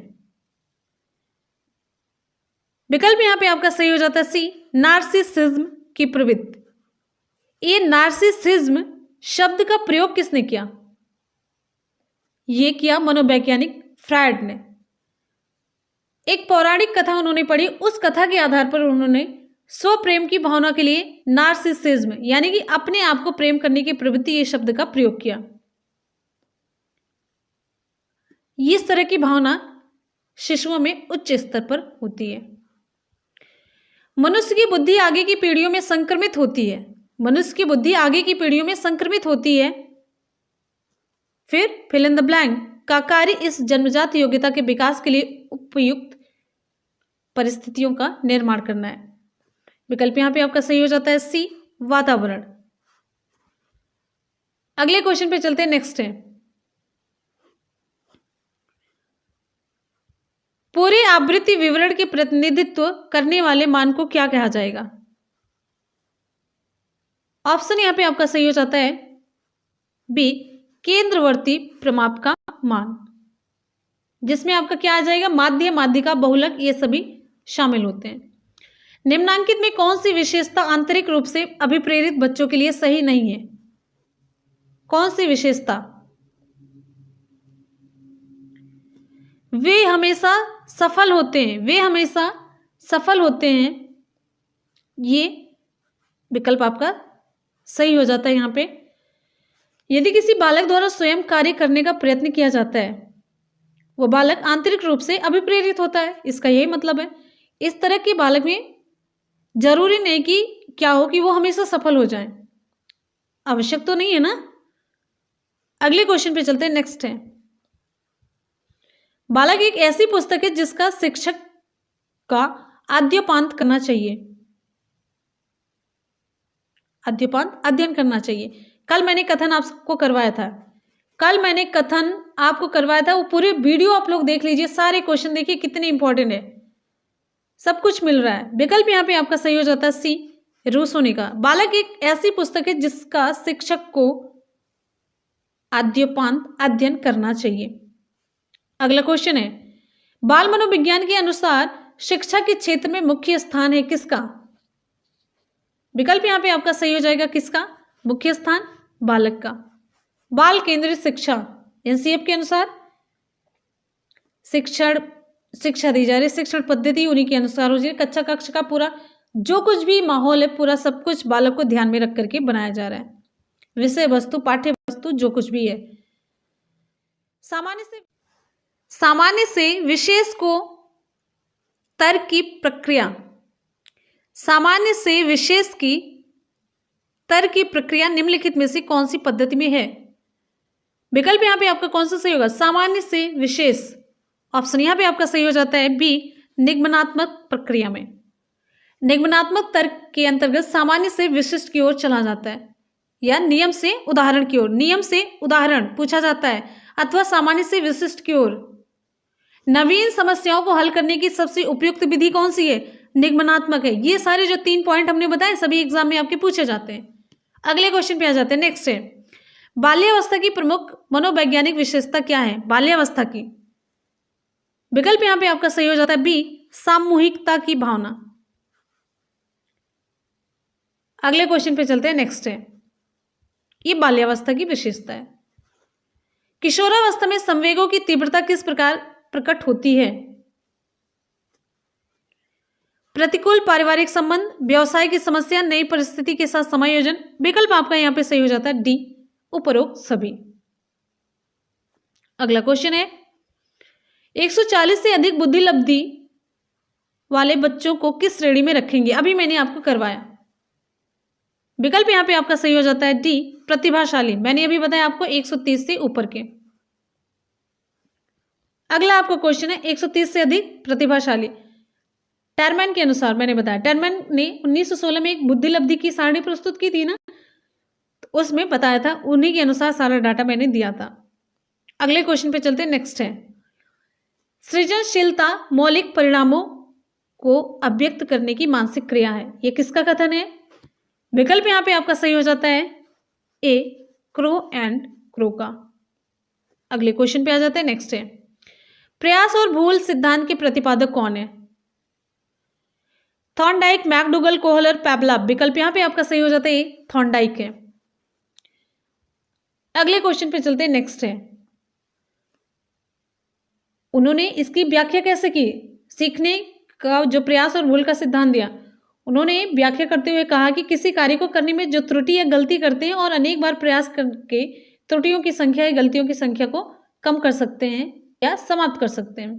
तो इस प्रकार सीखने को ही क्या कहा गया है? भूल एवं प्रयास का सिद्धांत, प्रयास एवं भूल के द्वारा सीखना। अगले क्वेश्चन पे चलते हैं। नेक्स्ट है सीखने के पठार के निराकरण के लिए क्या नहीं करना चाहिए? सीखने के पठार के निराकरण के लिए क्या नहीं करना चाहिए? यहां पे पूछा जा रहा है क्या नहीं करना चाहिए। विकल्प यहां पे आपका सही हो जाता है सी, उसे दंडित करना चाहिए। ये आपका ऑप्शन सही हो जाता है। क्या नहीं करना चाहिए? तो यानी कि उसे दंडित नहीं करना चाहिए। सीखने का पठार का मतलब होता है सीखने में कमी, यानी कि अधिगम प्रक्रिया में अधिगम करता रुचि नहीं ले रहा है, यह थक जाता है तो अधिगम में पठार आ जाता है। अधिगम के पठार को खत्म करने के लिए सीखने वाले को प्रेरित या प्रोत्साहित करना चाहिए। अच्छी विधि का प्रयोग करें जिससे वो अच्छा सीख सके, ज्यादा सीख सके। इनके कारणों का अध्ययन करना चाहिए कि क्यों ये कमी आ रही है, लेकिन कभी भी सीखने वाले को दंडित नहीं करना चाहिए। अगले क्वेश्चन पे चलते हैं। नेक्स्ट है जिस वक्र रेखा में प्रारंभ में सीखने की गति तीव्र होती है, जिस वक्र रेखा में सीखने की गति प्रारंभ में तीव्र और बाद में क्रमशः मंद होती चली जाती है, तो उसे क्या कहेंगे? कैसा वक्र कहेंगे? उसे विकल्प यहाँ पे आपका सही हो जाता है उन्नतोदर वक्र कहेंगे। ऑप्शन यहाँ पे ए सही हो जाता है, कॉन्वेक्स कर्व कहेंगे। ऐसे होता है ना, जैसे देखिए यहाँ पे आपको वक्र ये बना देते हैं। विकल्प यहाँ पे ए सही हो जाएगा। देखिए यहाँ पे जैसे ये देखिए ग्राफ पेपर पे सीखने की तीव्रता हो गई, फिर यहाँ पे देखिए जैसे ये समय के साथ ये पहले क्या हो रहा है, सीखने की गति तीव्र होती जा रही है और बाद में धीरे धीरे क्रमशः मंद होती जाती है। कॉन्वेक्स बना, तो उन्नतोदर वक्र इसे कहेंगे, कॉन्वेक्स कर्व। अगले क्वेश्चन पे चलते हैं। नेक्स्ट है ये मैंने क्वेश्चन भी बताने को कहा था तो आपको यहाँ पे उत्तर भी मिल गया। वैयक्तिक विभिन्नता का क्या अर्थ है? वैयक्तिक विभिन्नता का क्या अर्थ है? वैयक्तिक भिन्नता, विकल्प यहाँ पे आपका कौन सा सही होगा? जल्दी से बताइए, आप लोगों को 2 से 4 सेकंड का टाइम दे देते हैं। विकल्प यहाँ पे आपका सही हो जाता है बी, कोई दो व्यक्ति शारीरिक मानसिक योग्यता और संवेगात्मक दशा में समान और एक जैसे नहीं होते। ऑप्शन आपका एकदम से करेक्ट होता है बी वाला। अगले क्वेश्चन पे चलते हैं। नेक्स्ट है अगला क्वेश्चन है मानसिक स्वास्थ्य विज्ञान का प्रमुख उद्देश्य है। मानसिक स्वास्थ्य विज्ञान का प्रमुख उद्देश्य क्या है? बालक की मानसिक स्वास्थ्य की रक्षा करना, सही है। कुसमायोजन का निराकरण करना, विकल्प यहां पे आपका सही हो जाता है सी, ए और बी दोनों सही है। अगले क्वेश्चन पे चलते हैं। नेक्स्ट है निम्नलिखित 7 छात्रों के अंक इस प्रकार हैं। 7 छात्र हैं, उनके अंक ऐसे ऐसे हैं 40, 38, 36, 50, 51, 54, 23। उपरोक्त की माध्यिका क्या होगी? पूछा जा रहा है माध्यिका, तो पहले इन्हें आरोही क्रम में रख लीजिए। आरोही क्रम में, बढ़ते हुए क्रम में रख लीजिए। 23 पहले सबसे 23, फिर 36, 38, 40, फिर 50, फिर 51 और 54। माध्यिका क्या होगी? माध्यिका n+1/2वां पद। n मतलब आंकड़ों की जो संख्या हो। अब यहां पे देखिए 1, 2, 3, 4, 5, 6, 7, n की जगह पे 7 रखिए, प्लस 1/2, 8/2, 8/2 हो गया। कितना आ गया? चौथा पद। चौथा पद कौन सा हो गया? 1 ये हो गया, 2 ये हो गया, 3 ये हो गया, 4 ये क्या होगा, माध्यिका 40 हुई कि नहीं हुई। विकल्प यहाँ पे आपका सही हो जाएगा सी 40। अगले क्वेश्चन पे चलते हैं नेक्स्ट है, रुचि का संबंध है किससे। रुचि का संबंध योग्यता अवधान ए और बी दोनों, विकल्प यहाँ पे आपका कौन सा सही होगा, बी सही होगा। रुचि का संबंध अवधान से है। रुचि आंतरिक प्रेरक शक्ति है जो हमें किसी व्यक्ति, वस्तु या क्रिया के प्रति ध्यान देने के लिए प्रेरित करती है। रुचि का अवधान से सीधा और बहुत ही बढ़िया सा डीप घनिष्ठ संबंध होता है। अगले क्वेश्चन पे चलते हैं नेक्स्ट है, सीखे हुए ज्ञान, कौशल या विषय का अन्य परिस्थितियों में उपयोग करने को क्या कहते हैं।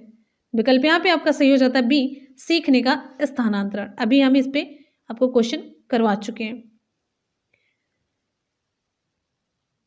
अगला क्वेश्चन है यहाँ पे, अनुबंध की प्रक्रिया में प्रथम सोपान निम्नलिखित में से कौन सा है। अनुबंधन की प्रक्रिया में प्रथम सोपान निम्नलिखित में से कौन सा है।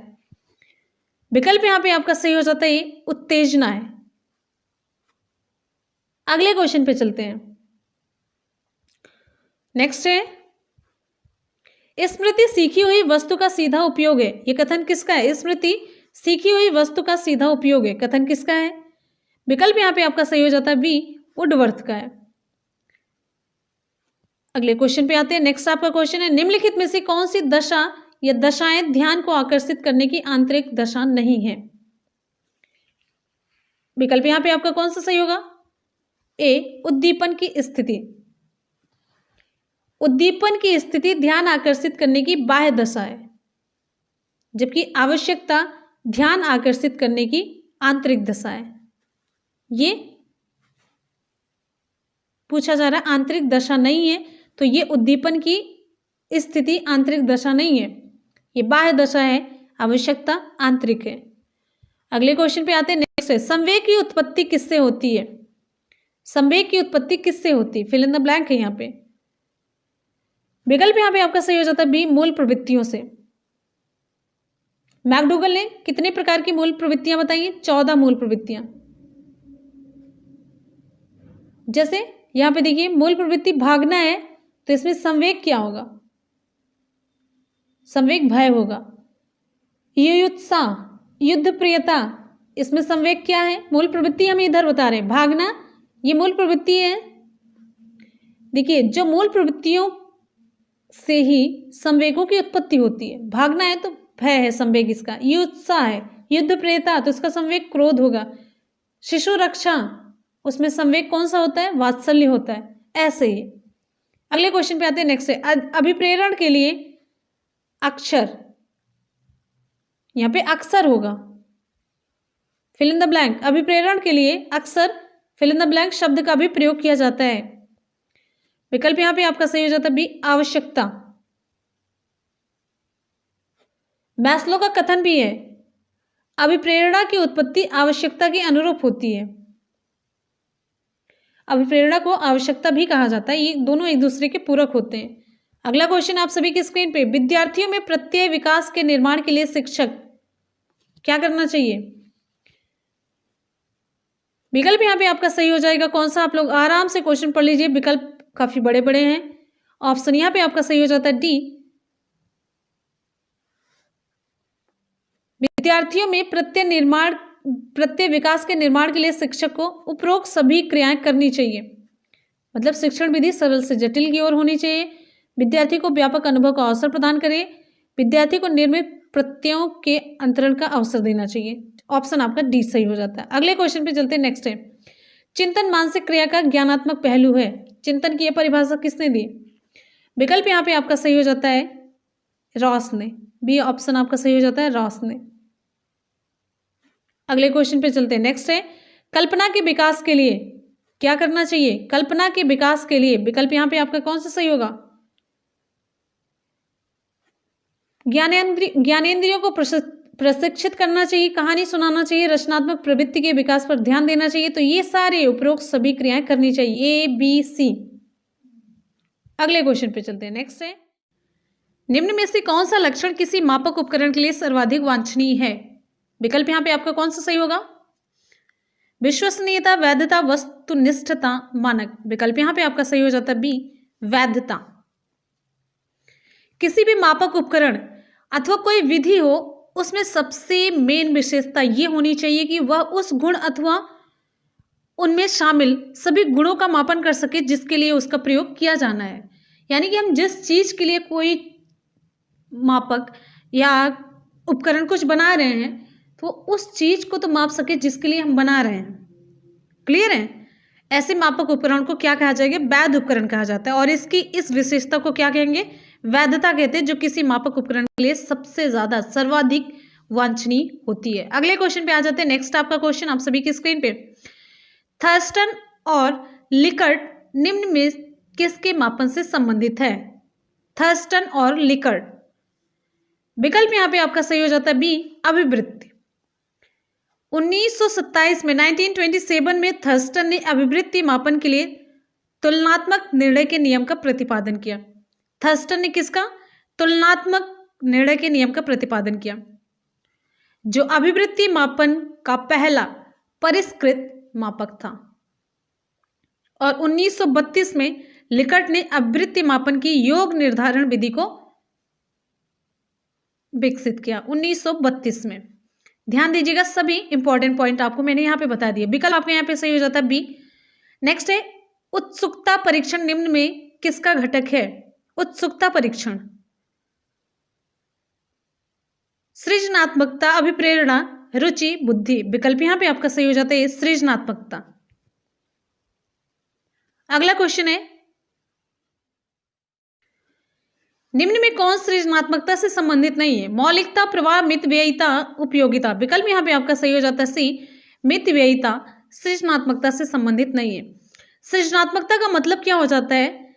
सृजनात्मकता का मतलब होता है नए विचारों या उत्पाद का उत्पन्न होना, जिसकी मौलिकता, प्रवाह, उपयोगिता अनिवार्य गुण है। लेकिन मितव्ययिता का सृजनात्मकता से कोई मतलब नहीं है। मितव्ययिता सृजनात्मकता का गुण नहीं होता है। अगले क्वेश्चन पे चलते हैं। नेक्स्ट आपका क्वेश्चन है, ज्ञाने निम्न में से किससे संबंधित हैं? ज्ञाने निम्न में से किससे संबंधित हैं?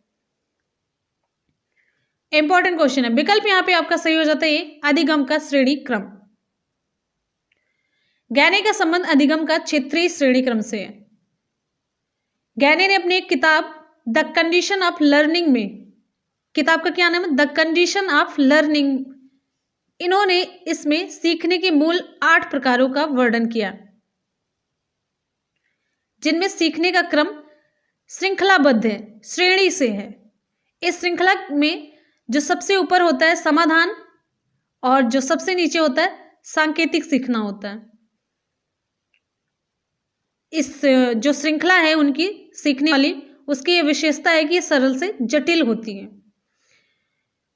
क्लियर है? जैसे यहाँ पे देखिए आपको बताते हैं, उन्होंने पहला संकेत अधिगम दिया, फिर उसके बाद उद्दीपन अनुक्रिया, फिर तीसरा है श्रृंखला अधिगम, चौथा है शाब्दिक अधिगम, फिर है पांचवा है बहुभेदन है, छठा है प्रत्यय, सातवां सिद्धांत है और लास्ट में 8वां है समस्या समाधान।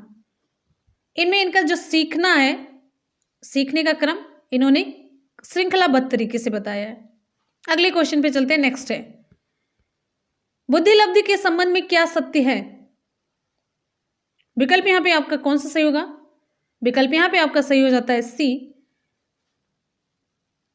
कालानुक्रमिक आयु से व्युत्क्रमी संबंधित होती है बुद्धि लब्धि।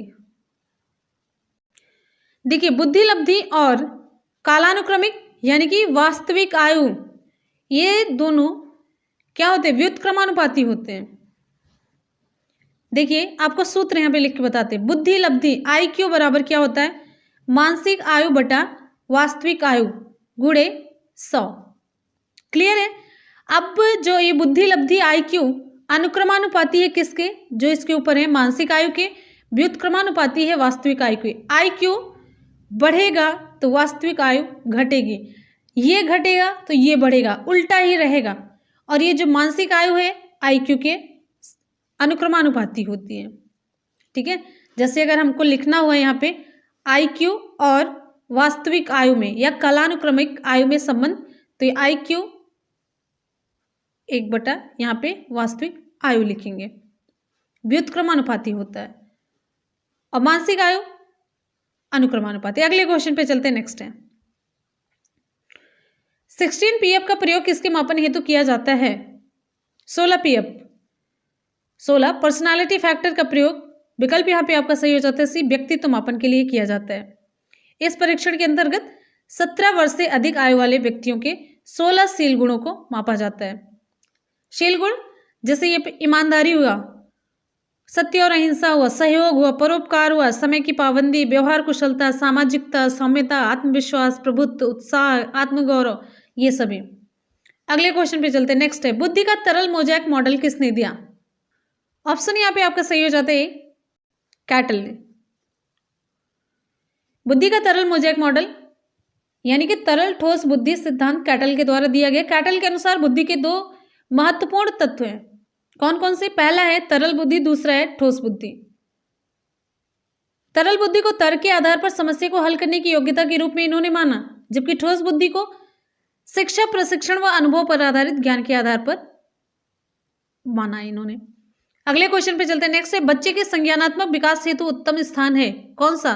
खेल का मैदान, सभागार, घर, विद्यालय, कक्षा का वातावरण। विकल्प यहाँ पे आपका सही हो जाता है डी। अगले क्वेश्चन पे चलते हैं। नेक्स्ट है, संज्ञानात्मक विकास पूछा जा रहा है। अगला क्वेश्चन है, अभिप्रेरणा के स्रोत कौन कौन से हैं? अभिप्रेरणा के स्रोत, विकल्प यहाँ पे आपका सही हो जाता है ए, आवश्यकता है। अभिप्रेरणा का जो मूल स्रोत है वो आवश्यकता होती है। अभिप्रेरणा का मतलब है किसी कार्य को करने की उत्सुकता, प्रेरित होना। जब व्यक्ति की आवश्यकता होगी तभी तो वह किसी कार्य को करने के लिए प्रेरित होता है। आवश्यकता का सिद्धांत किसने दिया? अब्राहम मैस्लो ने दिया। अगले क्वेश्चन पे चलते हैं। नेक्स्ट है, व्यवहार में होने वाले स्थायी परिवर्तन जो अभ्यास के कारण होते हैं उसको क्या कहा जाता है? विकल्प यहाँ पे आपका सही हो जाएगा ये, सीखना कहते हैं। अगला क्वेश्चन आप सभी के लिए डेफिनेशन से डायरेक्टली क्वेश्चन था ये। अगला आपका क्वेश्चन है, निम्नलिखित में से कौन सा कारक स्मृति से संबंधित नहीं है? ऑप्शन सही हो जाता है आपका डी, अनुभूति। अगला क्वेश्चन है, मैस्लो की अभिप्रेरणा सिद्धांत को कहा जाता है, क्या कहा जाता है? मैस्लो की अभिप्रेरणा सिद्धांत को आवश्यकता का सिद्धांत कहा जाता है। मैस्लो ने अभिप्रेरणा के लिए 5 आवश्यकता स्तर को बताया है। पहला है शारीरिक है, दूसरा है सुरक्षा की आवश्यकता, तीसरा है सामाजिक आवश्यकता, चौथा है सम्मान की आवश्यकता और 5वां है आत्मानुभूति। ये 5 आवश्यकता स्तर आप याद रखिए। अगले क्वेश्चन पे चलते हैं। नेक्स्ट है, प्रधानाध्यापक या वरिष्ठ शिक्षक के लिए विद्यालय में कौन सी नेतृत्व शैली बेहतर है? विकल्प यहां पे आपका सही हो जाएगा बी, प्रजातांत्रिक नेतृत्व। अगले क्वेश्चन पे चलते हैं। नेक्स्ट है, मानसिक स्वास्थ्य के नियमों को खोजना और उन्हें बनाए रखना अध्ययन का केंद्र बिंदु है, किसने कहा? विकल्प यहां पे आपका कौन सा सही हो जाएगा? विकल्प यहां पे आपका सही हो जाता है सी, ड्रेबर महोदय ने। किसने कहा? ड्रेबर महोदय ने। अगले क्वेश्चन पे चलते हैं। नेक्स्ट हमारा क्वेश्चन है, चेस तथा कार्ड को निम्न में से किसमें वर्गीकृत किया जा सकता है? चेस तथा कार्ड को, ऑप्शन यहां पे आपका सही हो जाता है बी, बौद्धिक खेल में। बौद्धिक खेलों की श्रेणी में चेस और कार्ड को सम्मिलित किया जाता है। अभिवृत्ति संप्रत्यय है। अभिवृत्ति संप्रत्यय क्या है? संज्ञान परक, क्रियापरक, संवेगात्मक। विकल्प यहां पे आपका सही हो जाता है डी, ये सभी। अभिवृत्ति किसी विषय, वस्तु या घटना के प्रति एक तरह का आप कह सकते हैं दृष्टिकोण रखने की एक मानसिक क्रिया है, जिसमें आपका ज्ञान परक, क्रियापरक, संवेगात्मक ये सभी प्रत्यय आते हैं। अगले क्वेश्चन पे चलते हैं। नेक्स्ट है, मनोवैज्ञानिकों के अनुसार बुद्धि क्या है? मनोवैज्ञानिकों के अनुसार बुद्धि, विकल्प यहां पे आपका सही हो जाता है डी, ए और बी दोनों। सीखने की क्षमता भी है और अमूर्त चिंतन की योग्यता भी है। अगला क्वेश्चन आपका यहां पे अगले पेज पे यहां पे देखिए, प्रेरणा यहां पे होगा, प्रेरणा का वही संबंध उपलब्धि से है जो अधिगम का किससे है? विकल्प यहां पे आपका सही हो जाएगा सी, बोध का। प्रेरणा का वही संबंध उपलब्धि से है जो अधिगम का बोध से है। विकल्प सही हो जाता है आपका सी। अगले क्वेश्चन पे आते हैं, नेक्स्ट है, थॉर्नडाइक के व्यक्तित्व के वर्गीकरण का आधार है।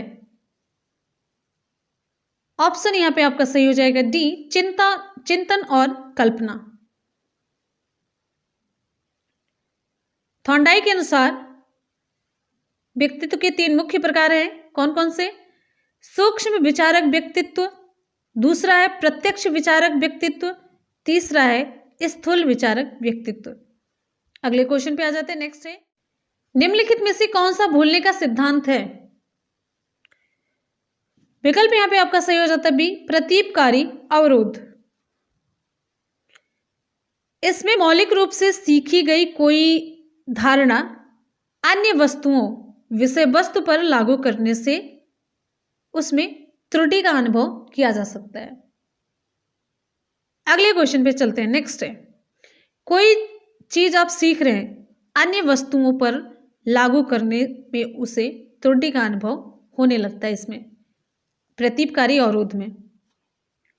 अगला क्वेश्चन है, नेक्स्ट है, निम्नलिखित में से मानसिक विकार के लक्षणों को सभी दर्शाते हैं सिवाय, निम्नलिखित में से मानसिक विकार के लक्षणों को सभी दर्शाते हैं सिवाय, विकल्प यहां पे आपका सही हो जाता है सी, संबंध के। मानसिक विकार के लक्षण कौन कौन से? तनाव, भग्नाशा, चिंता, भूल एवं त्रुटि। ये संबंध जो है मानसिक विकार का लक्षण नहीं होता। विकास के किस काल को अत्यधिक दबाव और तनाव का काल कहा गया है? ऑप्शन यहां पे आपका सही हो जाएगा ये, किशोरावस्था। स्टैनले हाल के एक बहुत ही फेमस कोटेशन है, किशोरावस्था संघर्ष, तनाव, तूफान एवं विरोध की अवस्था है। आपका अगला क्वेश्चन आप सभी की स्क्रीन पे, पावलोव ने सीखने की अनुबंधन प्रतिक्रिया सिद्धांत का प्रतिपादन किस पर प्रयोग करके किया था? ऑप्शन यहां पे आपका सही हो जाता है सी, कुत्ते का। ये क्वेश्चन तो किसी का गलत नहीं होना चाहिए। अगले क्वेश्चन पे चलते हैं, नेक्स्ट हमारा क्वेश्चन है, सीखने के वक्र किसके सूचक हैं? विकल्प यहां पे आपका सही हो जाता है, सीखने की प्रगति के सूचक हैं। सीखना कभी एक समान नहीं होता, कभी सीखने में आप बहुत ज्यादा उन्नति करते हैं तो कभी उसमें मंदता आ जाती है और सीखने का अवरोध भी उत्पन्न हो जाता है। अगले क्वेश्चन पे चलते हैं, नेक्स्ट है, और इसी आधार पर अधिगम का जो मापन करके रेखा चित्र खींचकर बनाते हैं, इसे ही सीखने का वक्र कहा जाता है। अगले क्वेश्चन पे चलते हैं, नेक्स्ट है, अध्यापन के समय अध्यापक को निम्नलिखित में से किसका सर्वाधिक ध्यान रखना चाहिए? विकल्प सही हो जाता है आपका सी, वैयक्तिक भिन्नता का। अभी मैंने क्वेश्चन करवाया। नेक्स्ट है, कर्ट लेविन के अनुसार समूह में जो परिवर्तन होते हैं उन्हें क्या कहते हैं? विकल्प यहां पे आपका सही हो जाता है सी, उन्हें गतिशीलता कहते हैं। ये इनका कोटेशन है, कर्ट लेविन के अनुसार समूह में जो परिवर्तन होते हैं उन्हें क्या कहते हैं? उन्हें गतिशीलता कहते हैं। अगले क्वेश्चन पे आते हैं, नेक्स्ट है, मानसिक स्वास्थ्य और किस में घनिष्ठ संबंध है? मानसिक स्वास्थ्य और समायोजन में घनिष्ठ संबंध है। वातावरण के साथ वही अच्छे तरीके से समायोजित हो पाता है जिसका स्वास्थ्य अच्छा होता है। अगला है, निम्न में से कौन अधिगम को अधिक स्वतंत्रता देता है? संरचनावाद, क्रियाशीलतावाद, व्यवहारवाद, सृजनशीलतावाद। विकल्प यहां पे आपका सही हो जाता है डी, सृजनशीलतावाद। अगले क्वेश्चन पे चलते हैं। अगला क्वेश्चन है, निम्नलिखित में से स्मरण करने की कौन सी विधि है? निम्नलिखित में से स्मरण करने की कौन सी विधि है? विकल्प यहां पे आपका सही हो जाता है सी, ए और बी दोनों, यानी कि मिश्रित विधि और विचार साहचर्य विधि दोनों स्मरण करने की विधि है। अगले क्वेश्चन पे चलते हैं, नेक्स्ट है, मिश्रित विधि में मेनली क्या होता है? मिश्रित विधि में पहले पूरे पाठ को आरंभ से अंत तक पढ़ा जाता है, फिर उसे खंडों में बांट करके उनको याद किया जाता है, अंत में पूरे पाठ को प्रारंभ से अंत तक फिर पढ़ा जाता है, मिश्रित है। और विचार साहचर्य विधि में क्या होता है? इस विधि में स्मरण की जाने वाली बातों का ज्ञात बातों से संबंध स्थापित करके पढ़ा जाता है। अगले क्वेश्चन पे चलते हैं, नेक्स्ट है, बुनियादी स्तर पर मातृभाषा में शिक्षा देना बेहतर है क्योंकि यह प्राकृतिक वातावरण में बच्चों को सीखने में सहायता करेगा। अगला क्वेश्चन है, बुनियादी स्तर पर यानी कि प्राथमिक स्तर पर बच्चों को मातृभाषा में शिक्षा देना बेहतर होता है क्योंकि इससे वे अपने आसपास के वातावरण के बारे में जल्दी जान जाते हैं, जल्दी सीख जाते हैं। अगला आपका क्वेश्चन है, श्याम पट्ट पर लिखते समय सबसे महत्वपूर्ण क्या है? सबसे महत्वपूर्ण क्या होता है? विकल्प यहां पे आपका सही हो जाएगा बी, लेखन में स्पष्टता होनी चाहिए। अगला क्वेश्चन है, आपकी कक्षा में एक छात्र देर से आता है, आप क्या करेंगे? विकल्प यहां पे आपका सही हो जाता है सी, कारण जानने की चेष्टा करेंगे।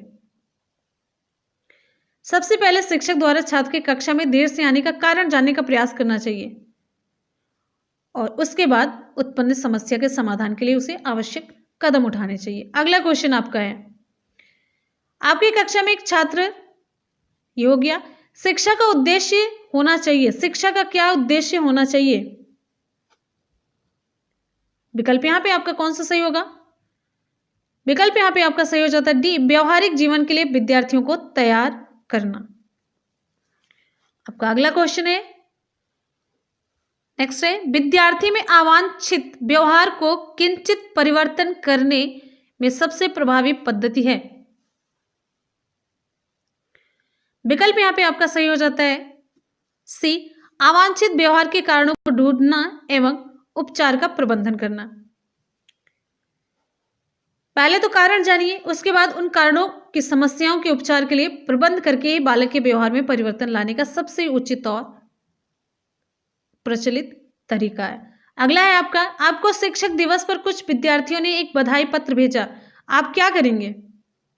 आप, विकल्प यहां पे आपका सही हो जाता है बी, उन्हें धन्यवाद देंगे।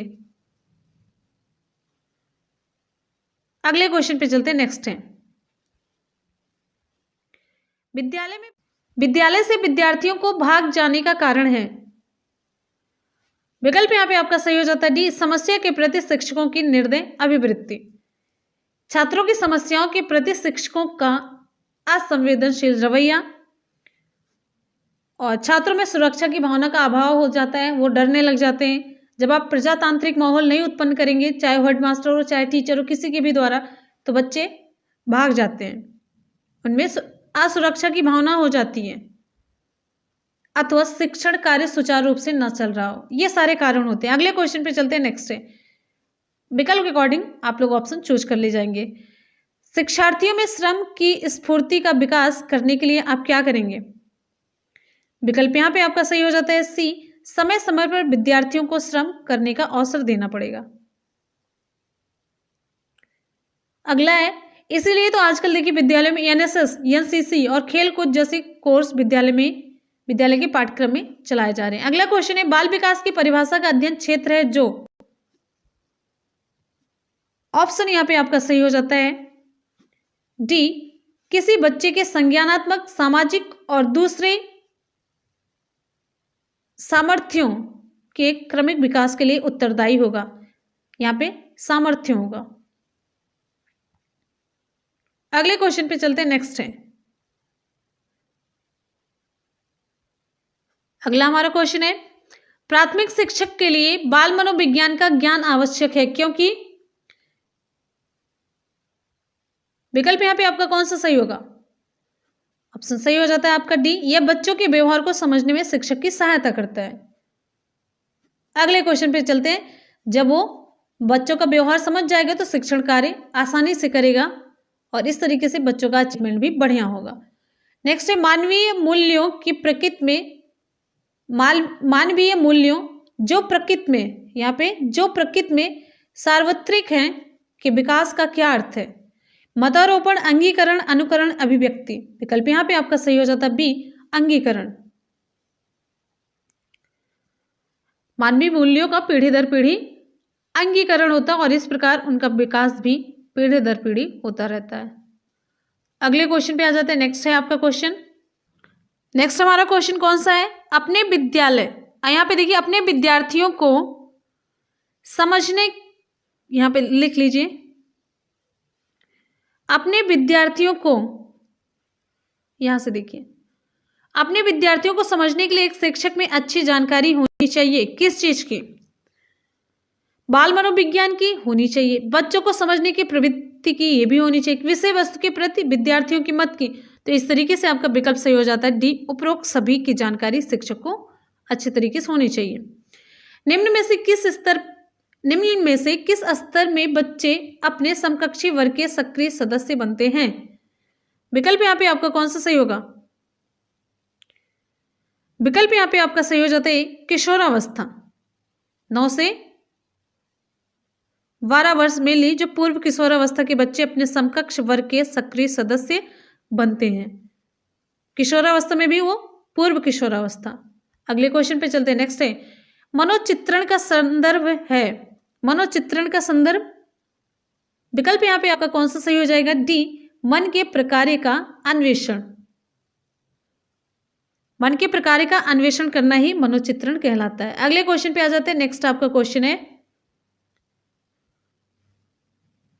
प्रतिभाशाली होने का संकेत निम्न में से क्या नहीं? विकल्प यहां पे आपका सही हो जाता है बी, दूसरों के साथ लड़ना।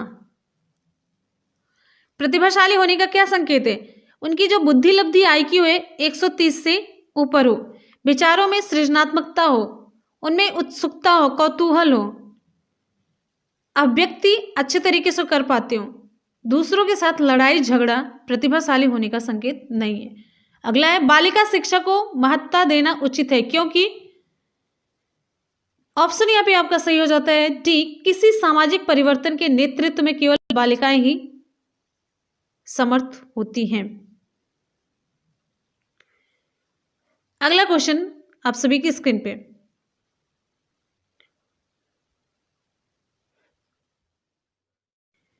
समन्वित शिक्षा की सफलता निर्भर करती है किस पर? इंपॉर्टेंट क्वेश्चन है।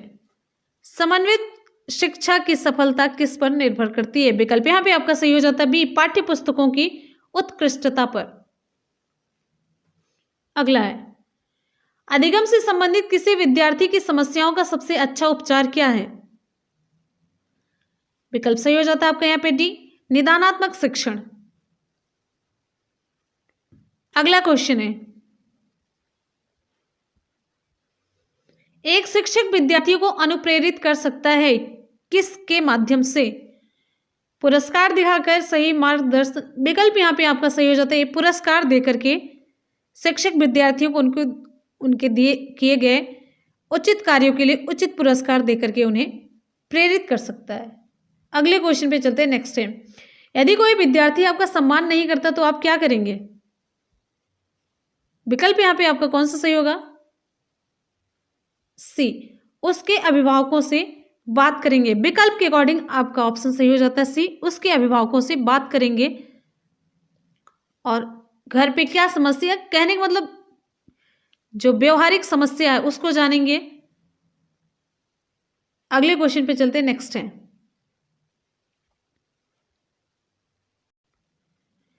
शिक्षण का सत्तावादी स्तर है। शिक्षण का सत्तावादी स्तर है। विकल्प यहां पे आपका सही हो जाता है ए, शिक्षक केंद्रित। शिक्षण का सत्तावादी स्तर शिक्षक केंद्रित होता है जबकि शिक्षक का प्रजातांत्रिक स्तर छात्र केंद्रित होता है। अगले क्वेश्चन पे चलते हैं। नेक्स्ट है चरित्र का विकास होता है। चरित्र का विकास होता है कैसे? इच्छा शक्ति द्वारा, वर्ताव एवं व्यवहार द्वारा, नैतिकता द्वारा। विकल्प यहां पे आपका सही हो जाता है डी, उपरोक्त सभी के द्वारा। अगले क्वेश्चन पे आते हैं। नेक्स्ट है निम्न में से कौन सा शिक्षण अधिगम का स्तर नहीं है? विकल्प यहां पे आपका सही हो जाता है विभेदीकरण स्तर।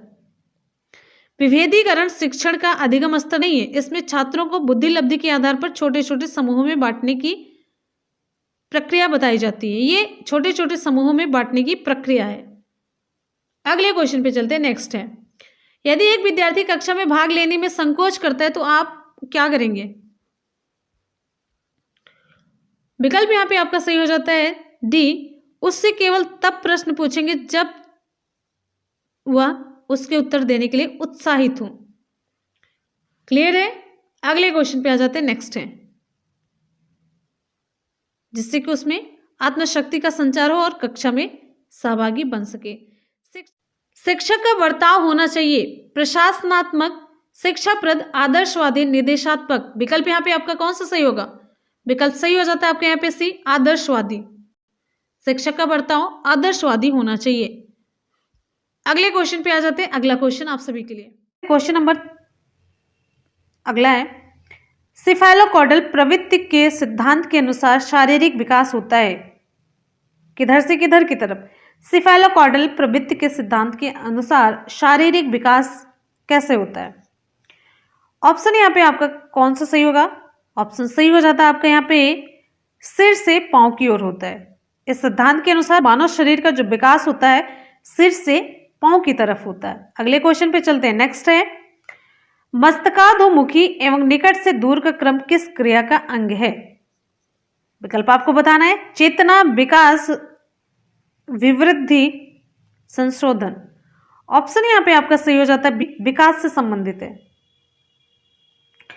मस्तकाधोमुखी के अनुसार विकास की क्रिया सिर से आरंभ होकर के किधर की तरफ चलती है? ये सिर से आरंभ होकर के किधर की तरफ चलती है? पैरों की ओर जाती है। यानी कि विकास ऊपर से नीचे की ओर होता है। ध्यान से सुन लीजिएगा जितनी चीजें हम बता रहे हैं। और निकट से दूर का क्रम, इसका मतलब होता है विकास की गति केंद्र से दूरवर्ती भागों की तरफ हो रही है। निकट से दूर का क्रम यही है। अगले क्वेश्चन पे चलते हैं। नेक्स्ट है, बिग व हंट के अनुसार फिल इन द ब्लैंक की विशेषताओं को सर्वोत्तम रूप से व्यक्त करने वाला एक शब्द है परिवर्तन। परिवर्तन शारीरिक, सामाजिक और मनोवैज्ञानिक होता है। यहां पे आपको अवस्था का नाम बताना है, शैशवावस्था, बाल्यावस्था, किशोरावस्था, प्रौढ़ावस्था। ऑप्शन यहां पे आपका सही हो जाता है सी, किशोरावस्था। बिग और हंट के अनुसार किशोरावस्था की विशेषताओं को सर्वोत्तम रूप से व्यक्त करने वाला एक शब्द है। क्या है वो है परिवर्तन। ठीक है, इंपॉर्टेंट चीज है, इंपॉर्टेंट कथन है। आपके एग्जाम में क्वेश्चन कथन से जरूर पूछा जाता है। कथन वही पूछे जाते हैं जो अक्सर फेमस होते हैं, वो कुछ जिनका मतलब बहुत ज्यादा, कम में बहुत ज्यादा मतलब होता है। खिलौनों की आयु कहा जाता है, किसे कहा जाता है? पूर्व बाल्यावस्था को, उत्तर बाल्यावस्था को, शैशवावस्था को, इनमें से सभी। बहुत ही बढ़िया और इंपॉर्टेंट क्वेश्चन है।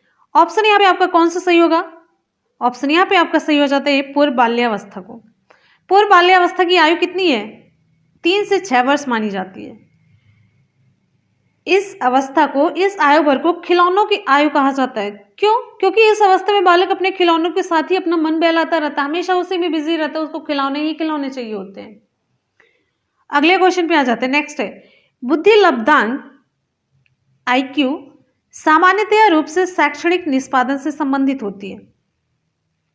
सामान्यतः यहाँ पे फिल इन द ब्लैंक है, यहाँ पे आपको भरना, मध्यम, कम से कम, पूर्ण, उच्च। ऑप्शन यहाँ पे आपका सही हो जाता है डी, उच्च। बुद्धि लब्धांक का सीधा संबंध उच्च शैक्षिक निष्पादन से होता है। बुद्धि लब्धि सामान्यतया उच्च रूप से शैक्षणिक निष्पादन से संबंधित होती है। ठीक है, जैसे 130 से अधिक बुद्धि लब्धांक वाले बालकों को प्रतिभाशाली और 71 से कम को, जो जिसकी IQ 71 से कम होती है, ऐसे बालकों को जड़ बुद्धि की श्रेणी में रखा जाता है। Intelligent quotient. अगला, नवीन ज्ञान तथा नवीन प्रतिक्रियाओं को अर्जन करने की प्रक्रिया अधिगम प्रक्रिया है। यह कथन किसका है? इंपॉर्टेंट कथन है। ऑप्शन यहाँ पे आपका कौन सा सही होगा? थॉर्नडाइक, वुडवर्थ, गैने, हल।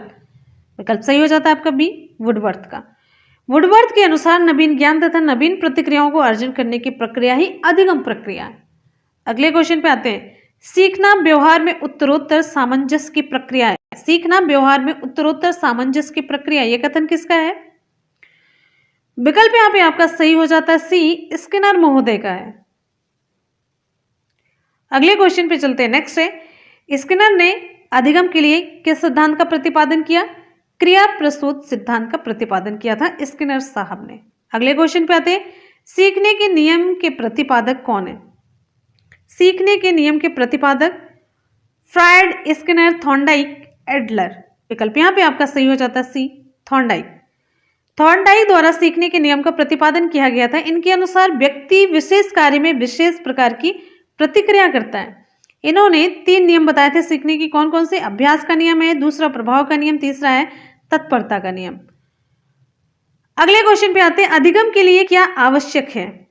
अधिगम के लिए क्या आवश्यक है? ऑप्शन यहां पे आपका सही हो जाता है उपर्युक्त सभी, यानी कि अधिगम के लिए स्वानुभव, स्वचिंतन, स्वक्रिया ये सभी आवश्यक है।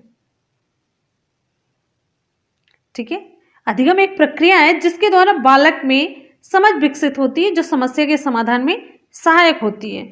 अधिगम का अर्थ सीखना होता है मेनली। अगले क्वेश्चन पे आते हैं, नेक्स्ट है, क्रिया प्रसूत अनुबंधन सिद्धांत का प्रतिपादन किसने किया?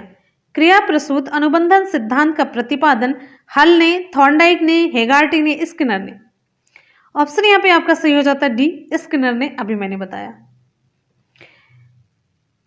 इन्होंने अपना प्रयोग किस पर किया था? चूहे और कबूतर पर किया था। नेक्स्ट है, अभिक्रमायोजित अधिगम का प्रत्यय किसने दिया? अभिक्रमायोजित अधिगम, इसका प्रत्यय किसने दिया? विकल्प यहां पे सही हो जाता है आपका सी, स्किनर ने। ठीक है, अभिक्रमायोजित अधिगम क्या होता है? किसी योजना के अनुसार एक योजना बना करके शिक्षण और अधिगम की क्रिया को एक रूप प्रदान किया जाए, एक साकार रूप प्रदान किया जाए, वही हो जाता है अभिक्रमायोजित अधिगम, यानी कि योजना के अनुसार सीखना और सिखाना हो। ठीक है, अगले क्वेश्चन पे चलते हैं, इसका प्रतिपादन किसने किया? इसका प्रत्यय किसने दिया? बीएफ स्किनर ने दिया। अगले क्वेश्चन पे चलते हैं, नेक्स्ट है, 1 वर्ष तक के शिशु जब आंख, कान व हाथों से सोचते हैं तो निम्नलिखित में से कौन सा स्तर इनमें शामिल होता है? विकल्प यहाँ पे आपका कौन सा सही होगा? इंपॉर्टेंट क्वेश्चन है, बहुत बढ़िया सा क्वेश्चन है। देखिए अब यहाँ पे आपको बताते हैं, ऑप्शन यहाँ पे आपका सही हो जाता है बी, इंद्रिय जनित गामक स्तर। पियाजे से क्वेश्चन इस तरीके से घुमा करके पूछा गया। ठीक है, पियाजे की इंद्रिय जनित गामक अवस्था में बच्चा 0 से 2 वर्ष का होता है, जिसमें वह आंख, कान व हाथों का प्रयोग करके सोचता है। 0 से 2 वर्ष। अगले क्वेश्चन पे चलते हैं, देखिए घुमा करके पूछा जाता है क्वेश्चन। अब यहां पे देखिए क्वेश्चन स्टैंडर्ड बढ़ गया। ब्लूम के वर्गीकरण के आधार पर उद्देश्य आधारित प्रश्नों के निर्माण में कौन सा विकल्प असंगत है? विश्लेषण, मूल्यांकन, आत्मानुभूति, अनुप्रयोग। ऑप्शन यहां पे आपका सही हो जाएगा सी, आत्मानुभूति। ब्लूम के वर्गीकरण के आधार पर उद्देश्य आधारित प्रश्नों के निर्माण में किसका होना आवश्यक है? ज्ञान, समझ, विश्लेषण, मूल्यांकन, अनुप्रयोग, संश्लेषण, लेकिन आत्मानुभूति इसमें नहीं है। नेक्स्ट क्वेश्चन पे आते हैं, नेक्स्ट हमारा इंपॉर्टेंट क्वेश्चन आप सभी की स्क्रीन पे, बहुत ही बढ़िया। यहां पे देखिए, उदाहरण, निरीक्षण, विश्लेषण, वर्गीकरण, नामकरण निम्नलिखित में से किस विधि के सोपान है? बहुत ही बढ़िया सा क्वेश्चन है, देखिए इंपॉर्टेंट क्वेश्चन। ऑप्शन यहाँ पे आपका कौन सा सही होगा? जल्दी से आप लोग रिप्लाई करिए, बहुत ही बढ़िया, वेरी गुड। जितने भी स्टूडेंट हमारे अभी वीडियो को देख रहे हैं, लाइव है, ऑफलाइन है, चाहे जैसे भी, जल्दी जल्दी से आप सभी लोग वीडियो को लाइक करिए। जितने भी स्टूडेंट देख रहे हैं, एक एक क्वेश्चन आपके सिलेबस के अकॉर्डिंग है, एक भी क्वेश्चन आपके सिलेबस से बाहर नहीं है, सब कुछ आपके सिलेबस के अकॉर्डिंग न्यू पैटर्न के सारे क्वेश्चन है। तो जल्दी से आप सभी लोग वीडियो को एक बार लाइक करिए। ऑप्शन यहाँ पे आपका सही हो जाता है बी, आगमन विधि।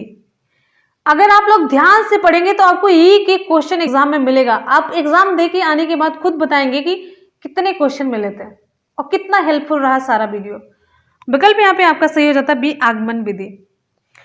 उदाहरण, निरीक्षण, विश्लेषण, वर्गीकरण, नियमीकरण का सोपान आगमन विधि के अंतर्गत आता है।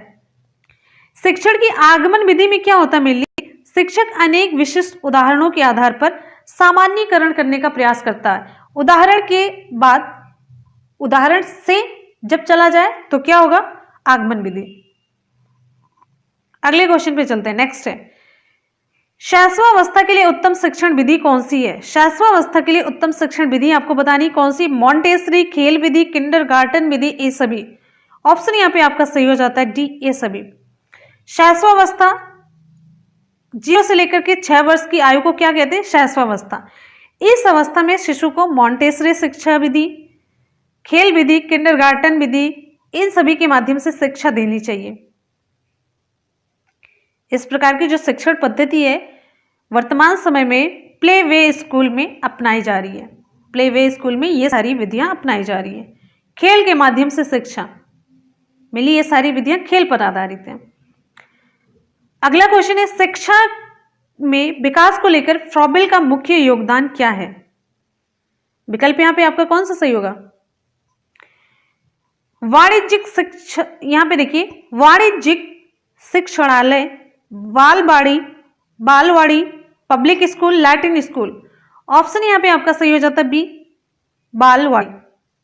बालवाड़ी। किंडरगार्टन क्या है? किंडरगार्टन।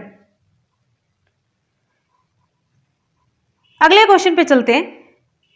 ये फ्रॉबेल ने किंडरगार्टन पद्धति की स्थापना की थी, बालवाड़ी विधि। अगले क्वेश्चन पे, शब्दों में अक्षरों के क्रम को पढ़ने में कठिनाई का अनुभव करना और अक्सर चाक्षुष स्मृति का ह्रास किससे संबंधित है? ऑप्शन यहां पे आपका कौन सा सही होगा? विकल्प सही हो जाता है आपका यहां पे डी, डिसलेक्सिया। डिसलेक्सिया क्या है? कई बार आपको बताया जा चुका है, एक पठन विकार है जिसमें कोई व्यक्ति अक्षरों को क्रमबद्ध तरीके से पढ़ने में असमर्थ होता है और साथ ही साथ शब्दों अक्षरों को उल्टे क्रम में भी लिखता है। ऑप्शन आपका यहां पे सही हो जाता है डी, डिसलेक्सिया। नेक्स्ट है, गतिक कौशलों में अधिगम निर्योग्यता क्या कहलाती है? गतिक कौशलों में अधिगम निर्योग्यता, ऑप्शन यहां पे आपका सही हो जाता है बी, डिस्प्रैक्सिया। ये एक विकार है, इसमें क्या होता है, बच्चे गति और समय में सामंजस्य स्थापित नहीं कर पाते हैं। गति और समय अगर जल्दी चलो धीरे धीरे लिख पाते हैं, आप बोलते हुए कुछ चले गए, हम पीछे ही रह जाते हैं। जैसे एग्जाम्पल के रूप में, अगर वो समय और गति में सामंजस्य स्थापित कर पाते, जैसे आप बहुत तेजी से गेंद फेंक रहे हैं ना, वो नहीं जान पाएंगे कितनी देर में मेरे पास वो गेंद आ जाएगी, तो गेंद को पकड़ ही नहीं पाते। डिस्फेजिया क्या है? ये भाषा विकार है। डिस्फेजिया भाषा विकार है। डिसकैलकुलिया ये गणना विकार है और डिसलेक्सिया ये पठन विकार है। अगले क्वेश्चन पे आ जाते हैं। नेक्स्ट है, एक अध्यापक की दृष्टि में कौन सा कथन सर्वोत्तम है? प्रत्येक बच्चा सीख सकता है, सर्वोत्तम पूछा जा रहा है। विकल्प यहां पे आपका कौन सा सही होगा? ए ही सही होगा, प्रत्येक बच्चा सीख सकता है। अधिगम प्रक्रिया के दौरान शिक्षक द्वारा अलग अलग कौशलों का प्रयोग करके भिन्न भिन्न बुद्धि लब्धि वाले बच्चों को सिखाना है, तो उनके अकॉर्डिंग, एक शिक्षक के अकॉर्डिंग सभी बच्चे सीख सकते हैं। जो बच्चा नहीं सीख पा रहा उसके लिए दूसरी शिक्षण विधि, दूसरा कौशल अपनाया जाए तो वो भी बच्चा सीख जाता है। तो ये एक अध्यापक की दृष्टि। जल्दी जल्दी से आप लोग रिप्लाई करते रहिए, एकदम से फास्ट रिप्लाई होनी चाहिए, एकदम से एक्टिव रहिए। चारों विकल्प में से हमारा ऑप्शन कौन सा सही होगा? ऑप्शन यहां पे आपका सही हो जाता है डी, उपरोक्त सभी। शिक्षण कार्य को प्रभावी बनाने के लिए आवश्यक है कि शिक्षक सभी शिक्षण कौशल में कुशल हो, जितने भी यहाँ पे दिए गए हैं। श्यामपट्ट कौशल, प्रश्न को हल करना यानी कि प्रश्न कौशल, प्रश्न पूछना, स्पष्टीकरण कौशल, प्रतिपुष्टि कौशल, इन सभी में शिक्षक को कुशल होना चाहिए। अगले क्वेश्चन पे चलते हैं। नेक्स्ट है, प्राथमिक स्तर पर एक शिक्षक में निम्न में से किसे सबसे महत्वपूर्ण विशेषता माननी चाहिए? सबसे महत्वपूर्ण विशेषता एक शिक्षक में क्या होगी प्राथमिक स्तर पर? चारों विकल्प में से ऑप्शन यहां पे आपका कौन सा सही होगा? ए, धैर्य और दृढ़ता।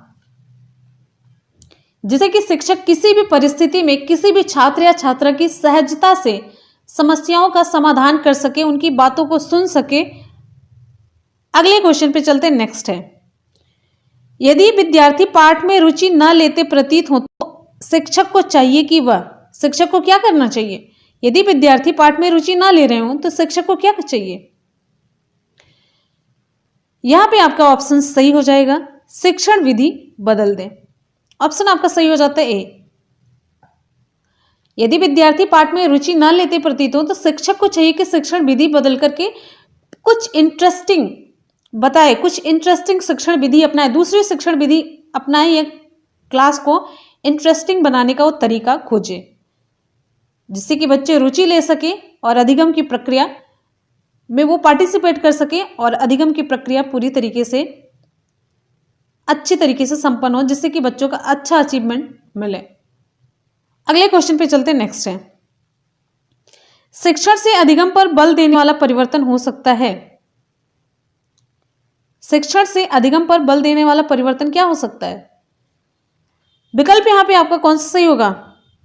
बाल केंद्रित शिक्षा पद्धति अपना करके शिक्षण से अधिगम पर बल देने वाला यह परिवर्तन हो सकता है। आपकी कक्षा में एक बच्चा रोज आपको परेशान करने के लिए अप्रासंगिक प्रश्न पूछता है, आप क्या करेंगे? चारों विकल्प में से हमारा कौन सा ऑप्शन सही होगा? प्रधानाचार्य से शिकायत करेंगे? बिल्कुल नहीं। उसे डांटेंगे? नहीं, डांटना तो बिल्कुल नहीं है एनसीएफ के अकॉर्डिंग। उससे बातचीत करेंगे?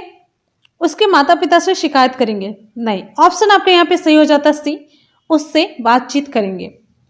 यदि कोई विद्यार्थी कक्षा में शिक्षण अधिगम प्रक्रिया को अप्रासंगिक प्रश्न पूछकर बाधित करता है तो शिक्षक के रूप में आप क्या करेंगे? उस बच्चे से बातचीत करेंगे, उसके व्यवहार को जानने की कोशिश करेंगे, बच्चा क्यों ऐसा कर रहा है।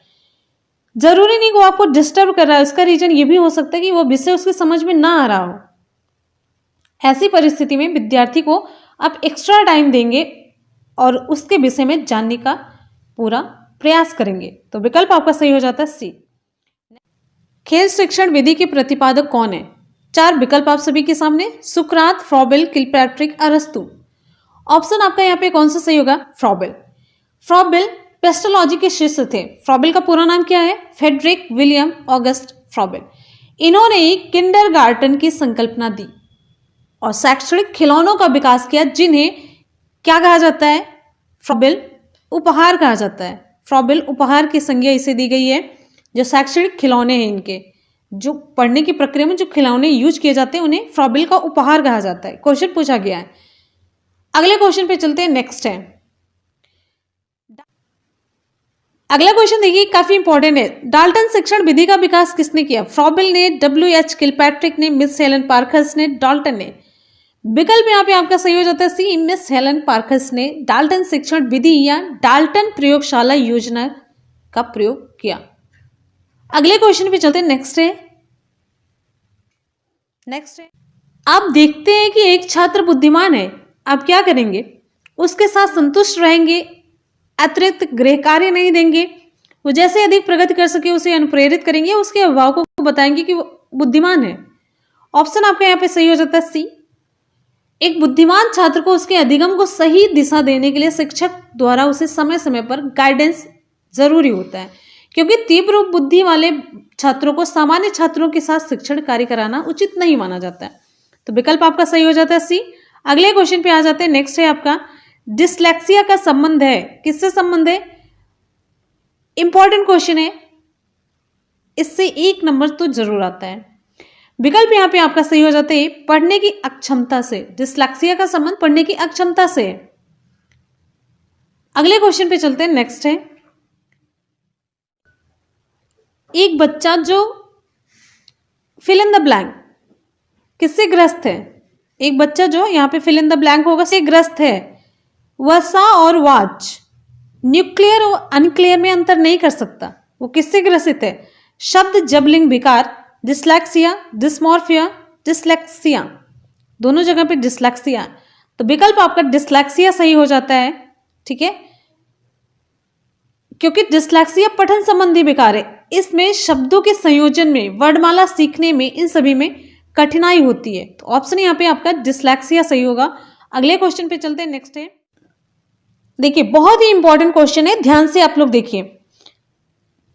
शारीरिक रूप से अक्षम बच्चों को सामान्यतः होता है कौन सी बीमारी? Dyscalculia, dyslexia, dysgraphia, dysthymia. इसे बना लीजिए डिस्ग्राफिया, डिस्ग्राफिया। ऑप्शन आपके यहाँ पे सही हो जाता है सी, डिस्ग्राफिया। डिस्कैलकुलिया क्या है? गणितीय कौशल संबंधी विकार है। डिसलेक्सिया पठन संबंधी विकार है और डिस्ग्राफिया लेखन संबंधी विकार है। ये तीनों आपके अधिगम अक्षमता संबंधी विकार हैं। तीनों को मैंने आपको बताया यहाँ पे। ये जबकि यहाँ पे देखिए डिस्थीमिया, ये मूड डिसऑर्डर संबंधी विकार है, जो हल्का लेकिन लंबे समय तक रहने वाला एक अवसाद है। इसमें क्या होता है, सामान्य गतिविधि में आपकी दिलचस्पी खत्म हो जाती है, आप निराश हो जाते हैं, आत्मसम्मान में कमी, ये सारी चीजें इसमें होती हैं। तो शारीरिक रूप से अक्षम बच्चों में डिस्ग्राफिया लिखने संबंधी विकार होने की संभावना सबसे अधिक होती है। तो इस तरीके से आपका ऑप्शन सही हो जाता है सी, डिस्ग्राफिया। नेक्स्ट क्वेश्चन पे आते हैं। नेक्स्ट है फिल इन द ब्लैंक के अतिरिक्त निम्नलिखित सभी के कारण अधिगम अक्षमता उत्पन्न हो सकती है। सांस्कृतिक कारक, सेरेब्रल डिस्फंक्शन, संवेगात्मक विघ्न, व्यवहारगत विघ्न। ऑप्शन यहाँ पे आपका सही हो जाता है सांस्कृतिक कारक। इन सभी से अधिगम अक्षमता उत्पन्न हो सकती है, लेकिन सांस्कृतिक कारक अधिगम अक्षमता में रोल नहीं प्ले करता है। अगले क्वेश्चन पे आते हैं। नेक्स्ट है अधिगम निर्योग्यता क्या है? अधिगम निर्योग्यता क्या है? विकल्प आप सभी के सामने, आप लोग ऑप्शन चूज करिए, इंपॉर्टेंट क्वेश्चन है। ऑप्शन यहां पे आपका सही हो जाता है बी, एक स्थिर अवस्था है। सामान्य, ये देखिए अधिगम निर्योग्यता का मतलब क्या होता है? सीखने की क्षमता अथवा योग्यता की कमी या अनुपस्थिति। अब सामान्य भाषा में कह सकते हैं अधिगम निर्योग्यता का मतलब है योग्यता की कमी या अनुपस्थिति या सीखने की क्षमता में कमी। तो विकल्प यहां पे आपका सही हो जाता है अधिगम अक्षमता आंतरिक होती है, यह अस्थायी स्वरूप की होती है, यानी कि यह व्यक्ति विशेष में आजीवन विद्यमान रहती है। तो इसीलिए आपका ऑप्शन बी सही हो जाता है, यह एक स्थिर अवस्था है। यह कोई विकृति नहीं है, बल्कि विकृतियों का एक विषम समूह होती है। ऑप्शन आपका बी सही हो जाता है। अगले क्वेश्चन पे आ जाते हैं। नेक्स्ट है एक बच्चे को कॉपी में लिखने में विपरीत छवियां, दर्पण छवि आदि जैसी गलतियां मिलती हैं। इस प्रकार का बच्चा कौन सा लक्षण प्रदर्शित करता है? कौन सा लक्षण प्रदर्शित कर रहा है? विकल्प आपका यहां पे सही हो जाता है बी, अधिगम में अशक्तता के कारण। यदि बच्चे की कॉपी में लिखने में विपरीत छवियां, दर्पण छवि, ये सारी गलतियां मिलती हैं, तो इसका मतलब है कि वह अधिगम अशक्तता संबंधी विकार से ग्रसित है। इस विकार को क्या कहते हैं? डिस्ग्राफिया। यह वर्तनी संबंधी कठिनाई, खराब लिखावट, अपने विचारों को लिपिबद्ध करने में कठिनाई के रूप में ये जाना जाता है, डिस्ग्राफिया। ऑप्शन यहाँ पे आपका बी सही हो जाता है। अगले क्वेश्चन पे आते हैं। नेक्स्ट है सीखने का क्लासिकल कंडीशनिंग सिद्धांत किसने दिया? उत्तर यहाँ पे हमारा कौन सा सही होगा? विकल्प आप लोग जल्दी से चूज करिए। ऑप्शन यहाँ पे आपका सही हो जाता है पैवलोव। सीखने का क्लासिकल कंडीशनिंग सिद्धांत का प्रतिपादन पैवलोव महोदय ने किया। इसे संबंध प्रत्यावर्तन सिद्धांत भी कहा जाता है। इसके अनुसार सीखना एक अनुकूलित प्रक्रिया है। अगले क्वेश्चन पे चलते हैं। नेक्स्ट है क्रिया प्रसूत अनुबंधन सिद्धांत का प्रतिपादन किसने किया? इंपॉर्टेंट क्वेश्चन है। हल ने, थॉर्नडाइक ने, हिगार्टी ने, स्किनर ने। विकल्प यहां पे आपका सही हो जाता है टी, स्किनर ने। इनका महत्वपूर्ण प्रयोग जो था वो किस पर था? चूहे और कबूतर पर। किस पे था? चूहे और कबूतर पर था।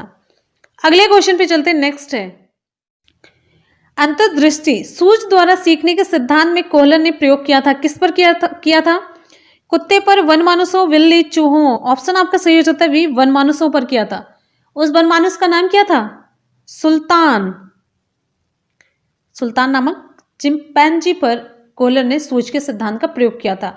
सूझ या अंतर्दृष्टि का सिद्धांत देने का श्रेय किसे जाता है? जर्मन मनोवैज्ञानिक कोहलर को, जिसे उन्होंने अपनी पुस्तक मेंटालिटी ऑफ एप्स में 1925 में प्रस्तुत किया था। बुक का नाम क्या है? Mentality of apps. ठीक है, कब? 1925 में प्रस्तुत किया था। अगले क्वेश्चन पे चलते हैं। नेक्स्ट है पियाजे के अनुसार 2 से 7 वर्ष के बीच का एक बच्चा संज्ञानात्मक विकास की अवस्था में है। किस अवस्था में? पूर्व संक्रियात्मक, औपचारिक संक्रियात्मक, मूर्त संक्रियात्मक या संवेदीगामक। विकल्प यहाँ पे आपका कौन सा सही होगा? जल्दी से आप लोग रिप्लाई करिए। Very good. विकल्प यहाँ पे आपका सही हो जाता है पूर्व संक्रियात्मक अवस्था। पियाजे ने संज्ञात्मक सिद्धांत की व्याख्या 4 मुख्य अवस्थाओं में बांट करके की है। कौन कौन सी अवस्थाएं? पहली है संवेदी गामक अवस्था 0 से 2 वर्ष। दूसरी है पूर्व संक्रियात्मक अवस्था 2 से 7 वर्ष तक की है। अमूर्त संक्रियात्मक अवस्था ये है 7 से 11 वर्ष और औपचारिक संक्रिया अवस्था ये 11 से 15 वर्ष। क्लियर है?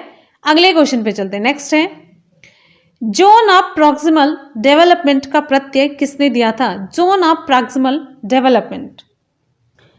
विकल्प यहां पे आपका सही हो जाएगा डी, वाइगोस्की द्वारा।